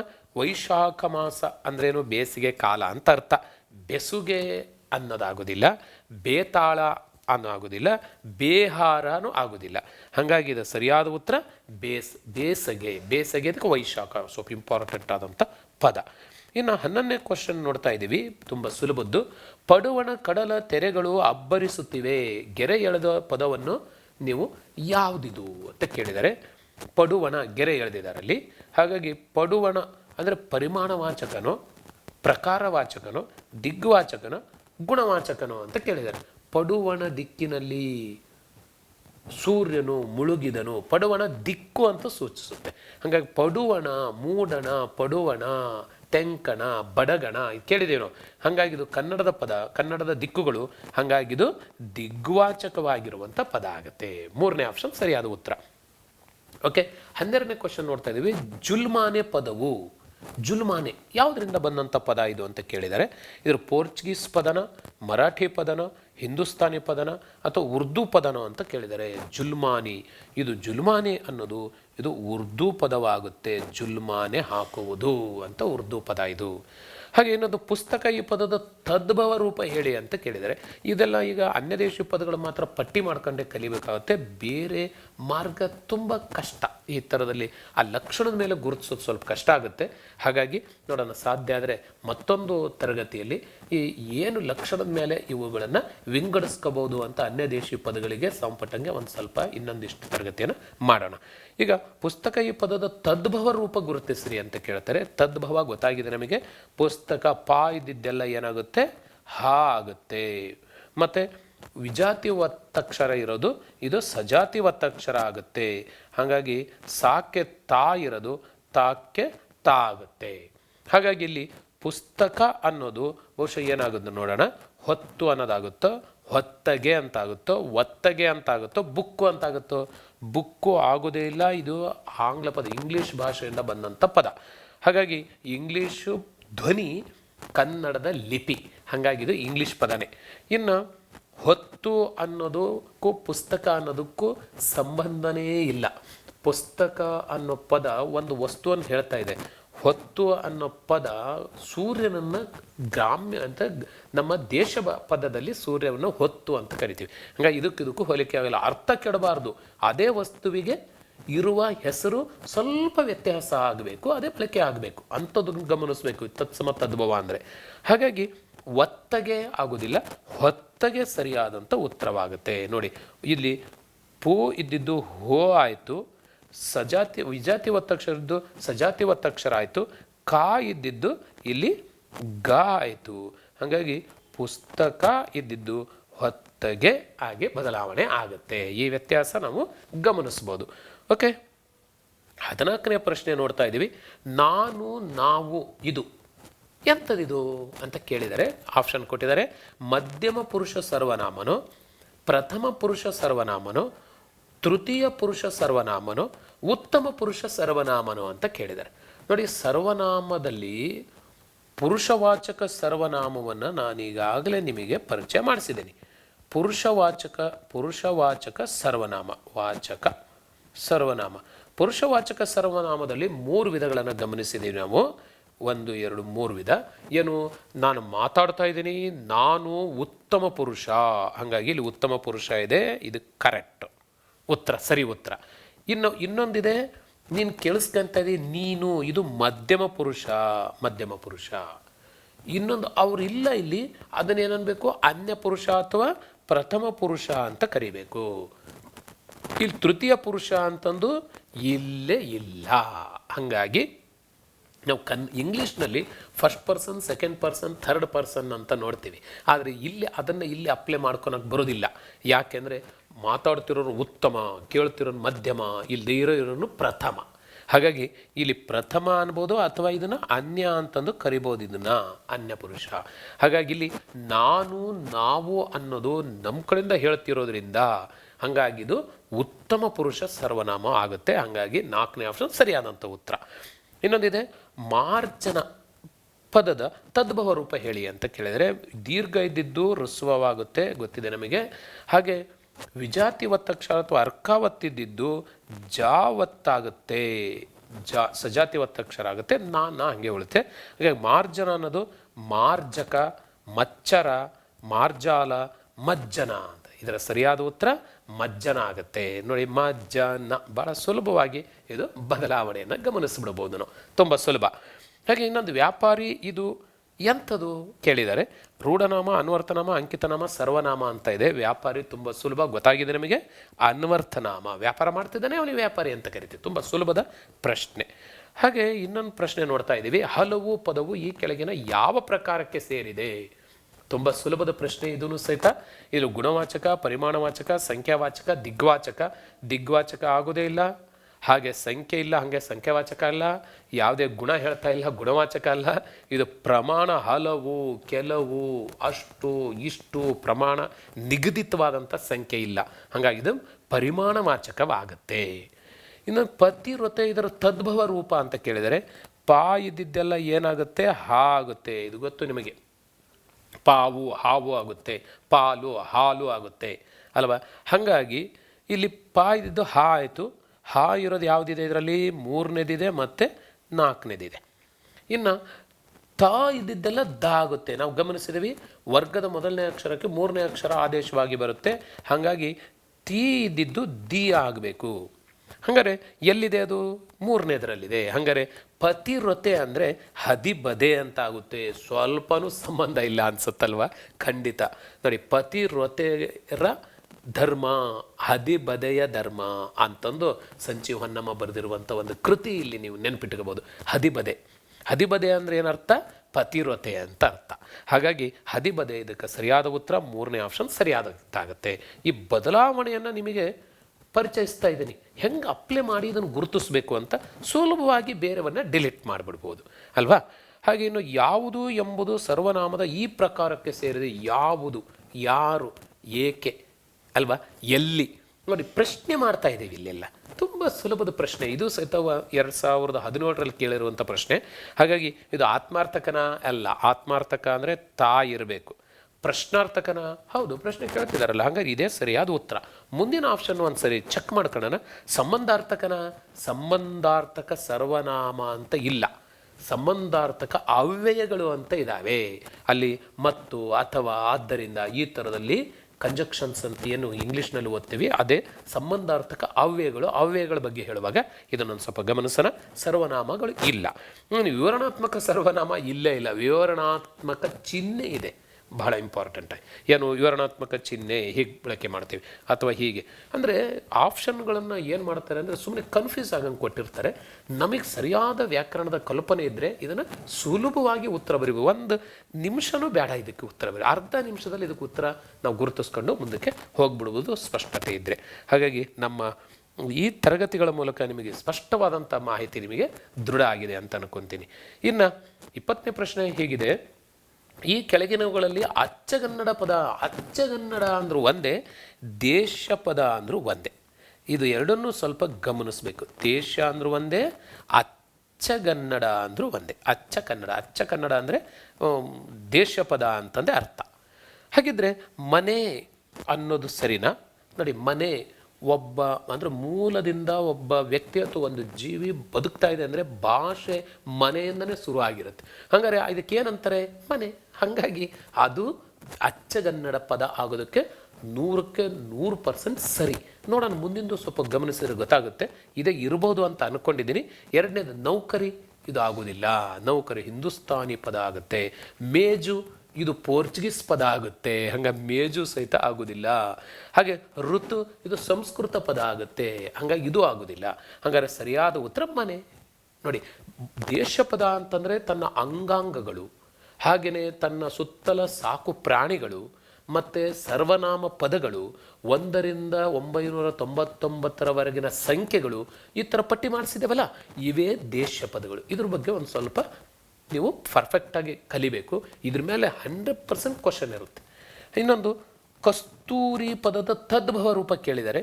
ಇಲ್ಲಿ ಎಲ್ಲಿ ಕಾಕ್ಕೆ ಕಾ ಇದೇನು ಬದಲಾವಣೆ ಆಗೋದಿಲ್ಲ, ಹಾಗಾಗಿ ಹಾಗೆ ಇರುತ್ತೆ. ಇಲ್ಲಿ ಸೌ ಅಂತ ಇದೆ, ವಿಜಾತಿ ಒತ್ತಕ್ಷರ ಇರೋದು ಸಜಾತಿ ಒತ್ತಕ್ಷರ ಆಗುತ್ತೆ. ದೀರ್ಘ ಇರೋದು ಹ್ರಸ್ವ ಆಗ್ತದೆ. ದೀರ್ಘ ಇಲ್ಲ ಕನ್ನಡ ಅಚ್ಚಗನ್ನಡದ ಅಥವಾ ತದ್ಭವದಲ್ಲಿ. ಇನ್ನೊಂದು ರೀ ಹಾಗೆ ಉಳ್ಕೊಂತಿದೆ. ಹಾಗಾಗಿ ಕಸ್ತೂರಿ ಅನ್ನೋದು ಕತ್ತೂರಿ ಆಗುತ್ತೆ.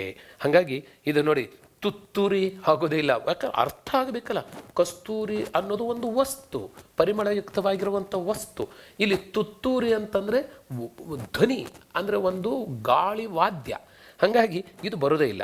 ಇನ್ನು ಕತ್ತರಿ, ಕಸ್ತೂರಿಗೂ ಕತ್ತರಿಗೂ ಸಂಬಂಧ ಇಲ್ಲ. ಕತ್ತರಿ ಇದು ಸಹಿತ ಒಂದು ಇದಕ್ಕೆ ಅರ್ಥ ಇಲ್ಲದೇನಂಥ ಪದ. ಇನ್ನು ಕುಸುರಿ ಅನ್ನೋ ಸೂಕ್ಷ್ಮ ಕೆಲಸ ಅಂತ ಅರ್ಥ. ಹಾಗಾಗಿ ಕತ್ತೂರಿ ಅನ್ನೋದು ವಸ್ತು ಪರಿಮಳ ವ್ಯಕ್ತವಾಗಿರೋದು. ಇದು ಸರಿಯಾದ ಉತ್ತರ. ಹಾಗಾದರೆ ಕತ್ತೂರಿನೇ ಬೇರೆ ಬರೋಕ್ಕೆ ಸಾಧ್ಯ ಇಲ್ಲ. ಬದಲಾವಣೆ ಹೇಗಾಗಿದೆ ಅನ್ನೋದು ಸಹಿತ ನಿಮಗೆ ಇಲ್ಲಿ ಪರಿಚಯಿಸಿದ್ದೀನಿ. ಓಕೆ, ಮತ್ತೊಂದು ಪ್ರಶ್ನೆ ನೋಡ್ತಾ ಇದ್ದೀವಿ. ವಿದ್ಯಾರ್ಥಿ ಪದವು ಈ ಕೆಳಗಿನ ವ್ಯಾಕರಣಾಂಶಕ್ಕೆ ಸೇರಿದೆ. ತುಂಬ ಸುಲಭದ ಪ್ರಶ್ನೆ. ಹಾಗಾಗಿ ಇದು ರೂಢನಾಮನೋ, ಅಂಕಿತನಾಮನೋ, ಅನ್ವರ್ಥನಾಮನೋ, ರೂಢನಾಮನೋ ಅಂತ ಕೇಳಿದರೆ ಅರ್ಥಕ್ಕೆ ಅನುಗುಣವಾಗಿ ಇದ್ದ ಹೆಸರನ್ನೇ ನಾವು ಅನ್ವರ್ಥನಾಮ ಅಂತ ಕರಿತೀವಿ. ಹಾಗಾಗಿ ವಿದ್ಯೆಯನ್ನು ಅರ್ಥಿಸಿ ಬರುವವನೇ ವಿದ್ಯಾರ್ಥಿ. ಹಾಗಾಗಿ ಇದಕ್ಕೆ ಸರಿಯಾದ ಉತ್ತರ ಆಗಿರುತ್ತೆ. ಓಕೆ, ಇನ್ನೊಂದು 23ನೇ ಪ್ರಶ್ನೆ ನೋಡ್ತಾ ಇದ್ದೀವಿ.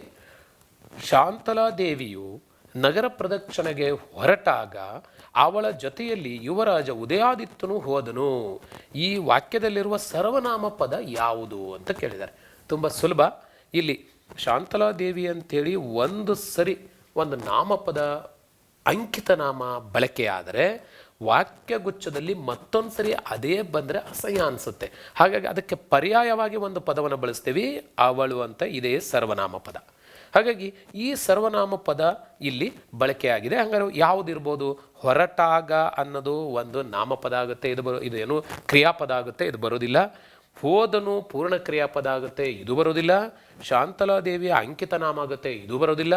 ಇನ್ನು ಅವಳು ಅನ್ನೋದು ಸರಿಯಾದ ಉತ್ತರ ಆಗುತ್ತೆ, ಸರ್ವನಾಮ ಅಲ್ವಾ?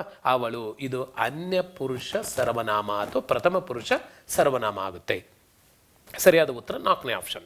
ಓಕೆ, 24ನೇ ಕ್ವಶನ್ನಲ್ಲಿ ವೈದ್ಯ ಪದವು ಈ ನಾಮಪದಕ್ಕೆ ಉದಾಹರಣೆಯಾಗಿದೆ. ತುಂಬ ಸುಲಭ. ರೋಗಿ, ವೈದ್ಯ. ನೋಡಿ, ರೋಗ ಬಂದವನಿಗೆ ರೋಗಿ ಅಂತ ಕರಿತೀವಿ. ಔಷಧಗಳನ್ನು ಕೊಟ್ಟು ಶುಶ್ರೂಷೆ ಮಾಡೋನಿಗೆ ವೈದ್ಯ ಅಂತ ಕರಿತೀವಿ. ಹಾಗಾಗಿ ಅವರ ವೃತ್ತಿ, ಅವರ ಕೆಲಸದ ಮೇಲೆ ಬಂದಂಥ ಹೆಸರೇ ಅನ್ವರ್ಥನಾಮ, ಅನ್ವಯ ಆಗಬೇಕು. ಹಾಗಾಗಿ ಇದು ಅನ್ವರ್ಥನಾಮಕ್ಕೆ ಬರುವಂಥ ಒಂದು ಪದವಾಗಿದೆ. ಹಾಗಾಗಿ ಇದು ಮೂರನೇ ಆಪ್ಷನ್ ಸರಿಯಾದಂಥ ಉತ್ತರವಾಗುತ್ತೆ. ಇನ್ನೊಂದು ಕ್ವಶನ್ ನೋಡ್ತಾ ಇದ್ದೀವಿ, 25ನೇ ಕ್ವಶನು. ನಾವು ಪದವು ಈ ಕೆಳಗಿನ ವ್ಯಾಕರಣಾಂಶಕ್ಕೆ ಸೇರಿದೆ. ನಾವು ಅನ್ನೋದು ಯಾವ ವ್ಯಾಕರಣಾಂಶ ಇದು ನೋಡೋಣ. ಭಾವನಾಮನ ಅಲ್ಲ, ಭಾವನೆ ಕೆಟ್ಟದ್ದು ಒಳ್ಳೆಯದು ಅಲ್ವಾ, ಈ ಥರದ್ದು. ಹಾಗೆ ರೂಢನಾಮ ಅಂತಂದರೆ ಒಂದು ವಸ್ತು ಅಥವಾ ಒಂದು ವ್ಯಕ್ತಿ, ಒಂದು ಸ್ಥಳ, ಒಂದು ಪ್ರಾಣಿಗೆ ನಾವು ರೂಢಿಯಿಂದ ಬಂದ ಹೆಸರಾಗಿರುತ್ತೆ. ಹಾಗೆ ಸರ್ವನಾಮನ ಹೌದು, ಇದು ನಾವು ಅನ್ನೋದು ಇದು ಉತ್ತಮ ಪುರುಷ, ನಾವು, ನಾನು, ಉತ್ತಮ ಪುರುಷ ಸರ್ವನಾಮ ಆಗಿದೆ. ಹಾಗಾಗಿ ಇದೇ ಆಪ್ಷನ್ ಸರಿ ಇರ್ಬೋದು. ಇನ್ನೊಂದು ಆಪ್ಷನ್ ನೋಡೋಣ, ಅಂಕಿತ, ಇಟ್ಟ ಹೆಸರಾದರೆ ಅಂಕಿತ ನಾಮ ಆಗುತ್ತೆ, ಇದು ಆಗೋದಿಲ್ಲ. ಹಾಗಾದ್ರೆ 25ನೇ ಕ್ವಶನಿಗೆ 3ನೇ ಆಪ್ಷನ್ ಸರಿಯಾದ ಉತ್ತರ. ಇದು ಕಳೆದ ಪ್ರಶ್ನೆ ಪತ್ರಿಕೆಯಲ್ಲಿ ಕೇಳಿರೋದು ಎಷ್ಟು ಸುಲಭ ಇದೆ ನೋಡಿ. ಖಂಡಿತವಾಗೂ ಎಲ್ಲರೂ ಇವಕ್ಕೆ ಉತ್ತರವನ್ನು ಬರಿಬೋದು. ಓಕೆ, ಕೊನೆಯದಾಗಿ ಇನ್ನೊಂದೆರಡು ಪ್ರಶ್ನೆಗಳನ್ನು ನೋಡಿಬಿಡೋಣ. ಇಲ್ಲಿ 26ನೇ ಕ್ವಶನು. ನದಿ, ಪರ್ವತ, ಊರು, ದೇಶ, ಮನುಷ್ಯ ಈ ಪದಗಳು ಈ ವ್ಯಾಕರಣಾಂಶಕ್ಕೆ ಉದಾಹರಣೆಯಾಗಿವೆ. ತುಂಬ ಸುಲಭ ಇದೆ. ನದಿ, ಪರ್ವತ, ಊರು, ದೇಶ ಇವೆಲ್ಲ ರೂಢಿಯಿಂದ ಕರೆದಂಥ ಹೆಸರುಗಳು. ನದಿ ರೂಢಿ ಇದೆ, ಇದಕ್ಕೆ ಏನಾರು ಹೆಸರಿಡ್ತಾರೆ, ಅದು ಅಂಕಿತ ನಾಮ. ಹಾಗೆ ನೋಡಿದ ತಕ್ಷಣ ಗೊತ್ತಾಗುತ್ತೆ ನೀರು ವಿಶಾಲವಾಗಿ ಹರಿದು ಹೋಗ್ತಾ ಇದೆ ಮುಂದಕ್ಕೆ ಅಲ್ವಾ, ಇದನ್ನು ನದಿ ಅಂತ ಕರಿತೀವಿ, ಇದು ರೂಢನಾಮ ಆಗುತ್ತೆ. ಹಾಗೆ ಪರ್ವತ, ಎತ್ತರವಾದ ನೋಡಿ, ಗುಡ್ಡ, ಬೆಟ್ಟ, ಪರ್ವತ, ಎತ್ತರವಾದಂಥ ಒಂದು ಭೂಪ್ರದೇಶ, ಇದು ಪರ್ವತ ಅಂತ ಕರಿತೀವಿ. ಇದಕ್ಕೆ ಹೆಸರು ಇರ್ಬೋದು, ಉದಾಹರಣೆಗೆ ಹಿಮಾಲಯ ಪರ್ವತ, ಹಾಗೆ ವಿಂಧ್ಯ ಪರ್ವತ, ಸಹ್ಯಾದ್ರಿ ಪರ್ವತ, ಅಂದರೆ ಎತ್ತರವಾದಂಥ ಪ್ರದೇಶಗಳು ಅಂತ ಅರ್ಥ. ಹಾಗೆ ಪರ್ವತ ಅನ್ನೋದು ಒಂದು ರೂಢನಾಮ. ಹಾಗೆಯೇ ಸಹ್ಯಾದ್ರಿ, ಹಿಮಾಲಯ ಇವೆಲ್ಲ ಅಂಕಿತ ನಾಮವಾಗುತ್ತೆ. ಹಾಗೆಯೇ ಇದು ಅಂಕಿತನಾಮ ಆಗೋದಿಲ್ಲ. ಇನ್ನು ಅನ್ವರ್ಥನಾಮನ ಆಗೋದಿಲ್ಲ, ಗುಣವಾಚಕನ ಆಗೋದಿಲ್ಲ. ಹಂಗಾಗಿ ಸರಿಯಾದ ಉತ್ತರ ರೂಢನಾಮ. ಇದಕ್ಕೆ 26ನೇ ಕ್ವಶನಿಗೆ 1ನೇ ಉತ್ತರ ಸರಿಯಾದ್ದು. ಹಾಗೆ ಪ್ರಶ್ನಾರ್ಥಕ ಸರ್ವನಾಮಕ್ಕೆ ಉದಾಹರಣೆ ಇವು. ಪ್ರಶ್ನಾರ್ಥಕ ಸರ್ವನಾಮಕ್ಕೆ ಉದಾಹರಣೆ ಕೊಟ್ಟಿದ್ದಾರೆ. ಸ್ವಲ್ಪ ಪ್ರಶ್ನೆ ಸ್ವಲ್ಪ ಚೇಂಜ್ ಇದೆ, ಪ್ಯಾಟ್ರನ್, ಅದು ರಚನೆ ನೋಡಿ. ಪ್ರಶ್ನೆ ರಚನೆ ಹೇಗಿದೆ, ಅಲ್ಲಿ 1, 2, 3 ಅಂಥೇಳಿ 3 ಉತ್ತರಗಳ ಗುಂಪುಗಳನ್ನು ಕೊಟ್ಟಿದ್ದಾರೆ. ಯಾರು, ಏನು, ತಾನು, ತನ್ನ, ಎಷ್ಟು, ಯಾವುದು, ಈ ಥರದ್ದು ಕೊಟ್ಟಿದ್ದಾರೆ. ಕೊಟ್ಬಿಟ್ಟು ಇವುಗಳಲ್ಲಿ ಸರಿಯಾದ ಉತ್ತರದ ಆಯ್ಕೆ ಯಾವುದು ಅಂತ ಮತ್ತೆ 4 ಬಹು ಆಯ್ಕೆಯ ಪ್ರಶ್ನೆಗಳನ್ನು ಕೊಟ್ಟಿದ್ದಾರೆ. ಇದರಲ್ಲಿ ಒಂದು ಮಾತ್ರ ಸರಿ, ಯಾರು, ಏನು ಅನ್ನೋದು ಕರೆಕ್ಟಾ? ಹೌದು. ನೋಡೋಣ, 2ನೇ ಆಪ್ಷನ್ ಇದೆ. 1 ಮತ್ತು 2 ಸರಿ ಉತ್ತರ ಅಂತ ಕೇಳಿದರೆ, ಯಾರು, ಏನು 1ನೇದು ಪ್ರಶ್ನಾರ್ಥಕ ಕರೆಕ್ಟು. ತಾನು, ತನ್ನ ಇದು ಆತ್ಮಾರ್ಥಕ ಸರ್ವನಾಮ ಅಲ್ಲ, ಹಾಗಾಗಿ ಇದು ಬರೋದಿಲ್ಲ. ಹಾಗಾಗಿ 2ನೇ ಆಪ್ಷನ್ ಬರೋದಿಲ್ಲ, ಇಂಟು ಹಾಕಿಬಿಟ್ವಿ. ಇದು 1ನೇದು ಬರಬಹುದು, ಸಾಧ್ಯತೆ ಇದೆ.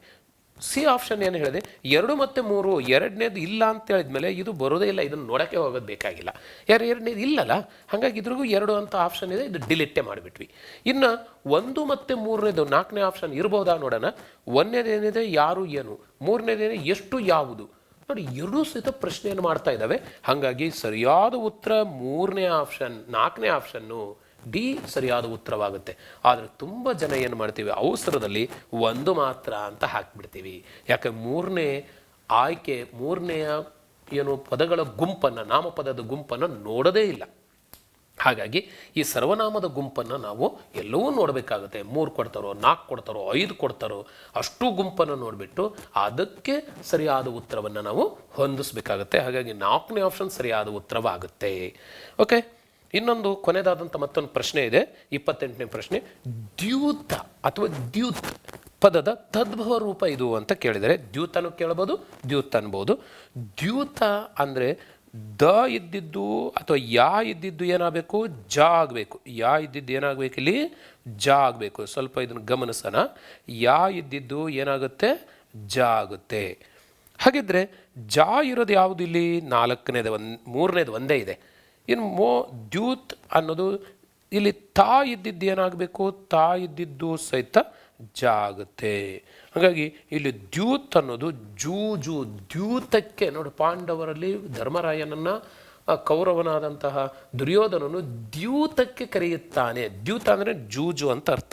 ಹಂಗಾಗಿ ಸರಿಯಾದ ಉತ್ತರ ಇಲ್ಲಿ ಜೂಜು ಅಂತ ಆಗುತ್ತೆ. ಹಾಗಾಗಿ ಇನ್ನು ಉಳಿದವು ಇದಕ್ಕೆ ಸರಿ ಹೊಂದೋದಿಲ್ಲ. ಅಂದರೆ ಒಂದು ತತ್ಸಮ ಪದವನ್ನು ತದ್ಭವವಾಗಿ ಪರಿವರ್ತಿಸುವಾಗ ಆಗುವಂಥ ಬದಲಾವಣೆಗಳ ಜೊತೆಯಲ್ಲಿ ಅರ್ಥ ವ್ಯತ್ಯಯ ಆಗದಂತೆ ನಾವು ಎಚ್ಚರಿಕೆ ವಹಿಸಬೇಕಾಗತ್ತೆ. ಅದೇ ಅರ್ಥದ ಪದ ಆಗಿರಬೇಕು, ಕನ್ನಡದಲ್ಲಿ ಅದು ಬಳಕೆ ಮಾಡ್ತಿರಬೇಕು. ಹೀಗೆ ನಾವು ಉತ್ತರವನ್ನು ಕಂಡ್ಕೋಬೇಕಾಗುತ್ತೆ.